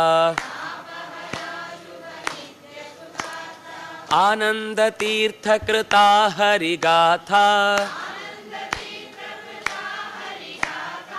आनन्दतीर्थकृता हरिगाथा पापहरा शुभनित्यसुखार्था पापहरा शुभनित्यसुखार्था विठ्ठल पाण्डुरङ्ग विठ्ठल पाण्डुरङ्ग विठ्ठल पाण्डुरङ्ग विठ्ठल पाण्डुरङ्ग जय जय विठ्ठल पाण्डुरङ्ग हरि हरि विठ्ठल पाण्डुरङ्ग विठ्ठल पाण्डुरङ्ग विठ्ठल पाण्डुरङ्ग विठ्ठल विठ्ठल पाण्डुरङ्ग जय जय विठ्ठल पाण्डुरङ्ग हरि हरि विठ्ठल पाण्डुरङ्ग जय जय विठ्ठल पाण्डुरङ्ग जय जय विठ्ठल पाण्डुरङ्ग हरि हरि विठ्ठल पाण्डुरङ्ग हरि हरि विठ्ठल पाण्डुरङ्ग विठ्ठल पाण्डुरङ्ग विठ्ठल पाण्डुरङ्ग विठ्ठल पाण्डुरङ्ग विठ्ठल पाण्डुरङ्ग विठ्ठल पाण्डुरङ्ग विठ्ठल पाण्डुरङ्ग विठ्ठल पाण्डुरङ्ग विठ्ठल पाण्डुरङ्ग विठ्ठल पाण्डुरङ्ग विठ्ठल पाण्डुरङ्ग विठ्ठल पाण्डुरङ्ग विठ्ठल पाण्डुरङ्ग विठ्ठल पाण्डुरङ्ग विठ्ठल पाण्डुरङ्ग विठ्ठल पाण्डुरङ्ग विठ्ठल पाण्डुरङ्ग विठ्ठल पाण्डुरङ्ग विठ्ठल पाण्डुरङ्ग पुण्डरीकवरद गोविन्द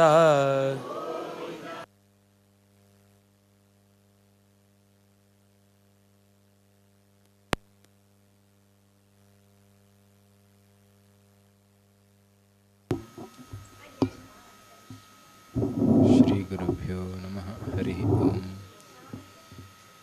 व्यासाय भवनाशाय श्रीशाय गुणराशये हृद्याय शुद्धविद्याय मध्वाय च नमो नमः श्रीगुरुभ्यो नमः हरिः ओम् ಕೃಷ್ಣನಲ್ಲಿ ರಥವನ್ನು ಸೇನೆಯ ಮಧ್ಯದಲ್ಲಿ ನಿಲ್ಲಿಸಲಿಕ್ಕೆ ಅರ್ಜುನ ಹೇಳಿದ್ದಾನೆ. ಆ ನಂತರದಲ್ಲಿ ಮಧ್ಯದಲ್ಲಿ ರಥ ನಿಂತಿದೆ. ಆ ಸಂದರ್ಭದಲ್ಲಿ ನೋಡಿದ್ದಾನೆ ಎಲ್ಲರನ್ನು, ಭೀಷ್ಮ ಇತ್ಯಾದಿಗಳನ್ನು ನೋಡಿ ತಾನ್ ಸಮೀಕ್ಷೆ ಸಕೌಂತೆಯ ಎನ್ನುವ ವಾಕ್ಯದಲ್ಲಿ ಅವನು ತುಂಬ ಒಂದು ಇದು ಮಾಡಬೇಕಾ ಅನ್ನುವ ಪ್ರಶ್ನೆ ಅವನಿಗೆ ಬಂದಿದೆ ಅನ್ನೋದು ನಾವು ನೋಡಿದೆವು ಮೊನ್ನೆ. ಮುಂದಿನ ಶ್ಲೋಕ ಈ ರೀತಿಯಾಗಿದೆ, ಓದೋಣ. ದೃಷ್ಟ್ವೇವಂ ಏವಂ ಸ್ವಜನಂ ಕೃಷ್ಣ ದೃಷ್ಟ್ವೇವಂ ಸ್ವಜನಂ ಕೃಷ್ಣ ಯುತ್ಸುಂ ಸಮುಪಸ್ಥಿತಂ ಸೀದಂತಿ ಮಮ ಗಾತ್ರಾಣಿ ಮುಖಂ ಚ ಪರಿಶುಷ್ಯತಿ ವೇಪತುಶ್ಚ ಶರೀರೇ ಮೇ ರೋಮಹರ್ಷಶ್ಚ ಜಾಯತೆ ದೃಷ್ಟ್ವಾ ಇಮಂ ಎಲ್ಲ ಇಲ್ಲಿ ನಿಂತಿರುವವರನ್ನು ನೋಡಿ ಸ್ವಜನಂ ತನ್ನ ಜನರು ಅಂತ ಹೇಳ್ತಾ ಇದ್ದಾನೆ. ಸ್ವಜನಂ ಕೃಷ್ಣ ಅಂತ ಸಂಬೋಧನೆ ಮಾಡ್ತಾ ಇದ್ದಾನೆ.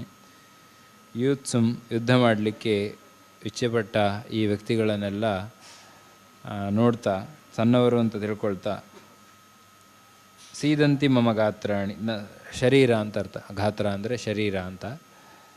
ಅದು ನಡುಗ್ತಾ ಇದೆ. ಅದೇ ರೀತಿ ಮುಖಂಚ ಪರಿಶುಷ್ಯತಿ ವೇಪತುಶ್ಚ ಶರೀರೇ ಮೇ ರೋಮಹರ್ಷಶ್ಚ ಜಾಯದೆ. ರೋಮಾಂಚನ ಆಗ್ತಾ ಇದೆ, ಶರೀರ ನಡುಗ್ತಾ ಇದೆ. ಅದೇ ರೀತಿ ಬೆವರಿನ ಕಣಗಳಿಂದ ಕೂಡಿಕೊಂಡಿದೆ, ಎಲ್ಲ ಮುಖ ಎಲ್ಲ ಒದ್ದೆ ಆಗ್ತಾ ಇದೆ. ಹೀಗೆ ಅವನಿಗೆ ತನ್ನವರು ಅನ್ನುವ ಚಿಂತನೆ ಬಂದುಬಿಟ್ಟಿತು. ಮಧ್ಯಕ್ಕೆ ರಥವನ್ನು ತೆಗೆದುಕೊಂಡು ಹೋದಾಗ ಅಲ್ಲಿ ನೋಡಿದಾಗ ಎಲ್ಲ ತನ್ನವರೇ ಇದ್ದಾರೆ, ಈ ಯುದ್ಧ ಬೇಕಾ ಅನ್ನುವ ಚಿಂತನೆ ಬಂತು. ಸಾಮಾನ್ಯ ನಮಗೆಲ್ಲರಿಗೂ ಆಗುವಂಥದ್ದು ಇದೇ ಪರಿಸ್ಥಿತಿ. ಏನೋ ಒಂದು ಸಾಧನೆ ಮಾಡಬೇಕು ಅಂತ ಹೋದಾಗ ಅಲ್ಲಿ ತೊಡಕುಗಳು ಸಹಜವಾಗಿ ಉಂಟಾಗ್ತದೆ. ಆರಂಭದಲ್ಲಿಯೇ ಎಲ್ಲ ವಿಘ್ನಗಳು ಬರಲಿಕ್ಕೆ ಪ್ರಾರಂಭವಾಗ್ತದೆ. ಅದು ನೋಡಿ ಅಲ್ಲಿಗೆ ನಿಲ್ಲಿಸಿಬಿಡ್ತೇವೆ. ಎಲ್ಲ ಇದು ನಮ್ಮವರು ಅಥವಾ ಈ ಆಪತ್ತು ಎದುರಿಸಬೇಕಾ, ಇದೆಲ್ಲ ಬೇಕಾ ಅನ್ನುವ ಚಿಂತನೆಯಲ್ಲಿ ಅಲ್ಲೇ ನಿಲ್ಲಿಸ್ತೇವೆ. ಹಾಗಾಗಿ ಆ ರೀತಿ ಆಗಬಾರ್ದು, ಯೋಚನೆ ಮಾಡಬೇಕು ಮೊದಲೇ. ಆ ನಂತರ ಒಳ್ಳೆಯ ಕೆಲಸ ಅಂತಾಗಿದ್ದರೆ ಅದರಲ್ಲಿ ಮುಂದುವರಿತಾ ಇರಬೇಕು. ಅದು ಅರ್ಜುನ ನಮ್ಮೆಲ್ಲರ ಪರವಾಗಿ ನಿಂತು ಅಲ್ಲಿ ತೋರಿಸ್ತಾ ಇದ್ದಾನೆ ಯಾವ ರೀತಿ ಒಂದು ಪರಿಸ್ಥಿತಿ ಬರಬಹುದು ಅಂತ. ಹಾಗಾಗಿ ನನ್ನವರು ಅಂತ ಬಂದಾಗ ಎಲ್ಲ ನಮ್ಮನ್ನು ಕಟ್ಟಹಾಕಿದಂತಾಗ್ತದೆ, ಮುಂದುವರಿಲಿಕ್ಕಾಗೋದಿಲ್ಲ. ಅದೇ ರೀತಿ ಅರ್ಜುನನಿಗಾಯಿತು. ಬೆವತಿದ್ದಾನೆ. ಆನಂತರ ಇನ್ನು ಮುಂದೆ ಇನ್ನೂ ವಿಷಾದದ ಮಾತುಗಳನ್ನೆಲ್ಲ ಆಡ್ತಾನೆ. ಅದನ್ನು ಮತ್ತೆ ನಾಳೆ ಸೇರಿದಾಗ ನೋಡೋಣ ಅಂತ ಹೇಳ್ತಾ ವಿಷ್ಣು ಸಹಸ್ರನಾಮದ ನಾರಸಿಂಹ ವಪು ಶ್ರೀಮಾನ್ ಕೇಶವ ಪುರುಷೋತ್ತಮ ಪುರುಷೇಶು ಉತ್ತಮ. ಎಲ್ಲ ಇಂದ್ರಿಯಾಭಿಮಾನಿ ದೇವತೆಗಳೆಲ್ಲ ನಮ್ಮ ಶರೀರದಲ್ಲಿ ಇರ್ತಾರೆ. ಅವರೆಲ್ಲ ನಿಯಂತ್ರಣ ಮಾಡ್ತಾ ಇರ್ತಾರೆ. ಅವರೂ ಕೂಡ ಈ ಪುರದಲ್ಲಿ ಉಳ್ಳವರು. ಪುರುಷ ಅನ್ನುವುದಕ್ಕೆ ನೋಡಿದ್ದೇವೆ, ಪುರದಲ್ಲಿ ಇರುವವನು ಅಂತ. ಅದೇ ರೀತಿ ಅವರೆಲ್ಲ ಇದ್ದಾರೆ. ಆದರೆ ಉತ್ತಮ ಪುರುಷನಾಗಿ ಅವರನ್ನು ನಿಯಂತ್ರಣ ಮಾಡುವ ಶಕ್ತಿಯಾಗಿ ಭಗವಂತ ಇದ್ದಾನೆ. ಆದ್ದರಿಂದ ಪುರುಷೋತ್ತಮ ಅನ್ನೋ ಹೆಸರು ಭಗವಂತನಿಗೆ. ಆ ರೀತಿಯ ಉಪಾಸನೆಯನ್ನು ಪುರುಷೋತ್ತಮ ಅಂತ ನಾವು ಮಾಡಬೇಕು. ಒಂದು ಚಿಕ್ಕ ಕ್ಷೇತ್ರದಲ್ಲಿ ಒಂದಷ್ಟು ಜನ ಇರುವಲ್ಲಿ ನಮ್ಮ ಚಿಂತನೆಗಳು ಸಚ್ಚಿಂತನೆಗಳಾಗಿ ಬದಲಾಗಲಿಕ್ಕೆ ಸಾಧ್ಯವಾಗ್ತದೆ. ಆವಾಗ ಆ ಒಂದು ಜಾಗದಲ್ಲಿ ಪುರುಷೋತ್ತಮರಾಗಲಿಕ್ಕೆ ಸಾಧ್ಯವಾಗ್ತದೋ ಏನೋ ಪ್ರಾಯ. ಹಾಗಾಗಿ ಎಲ್ಲರೂ ಪುರುಷೋತ್ತಮ ಅನ್ನುವ ಸ್ಮರಣೆಯನ್ನು ಕೂಡ ನಾವು ಮಾಡೋಣ ಅಂತ ಹೇಳ್ತಾ ಮುಂದಿನ ಸಚ್ಚಿಂತನೆಯನ್ನು ನಾಳೆ ನಡೆಸೋಣ ಅಂತ ಹೇಳ್ತಾ ಅಕ್ಷಯಂ ಕರೋಮಿ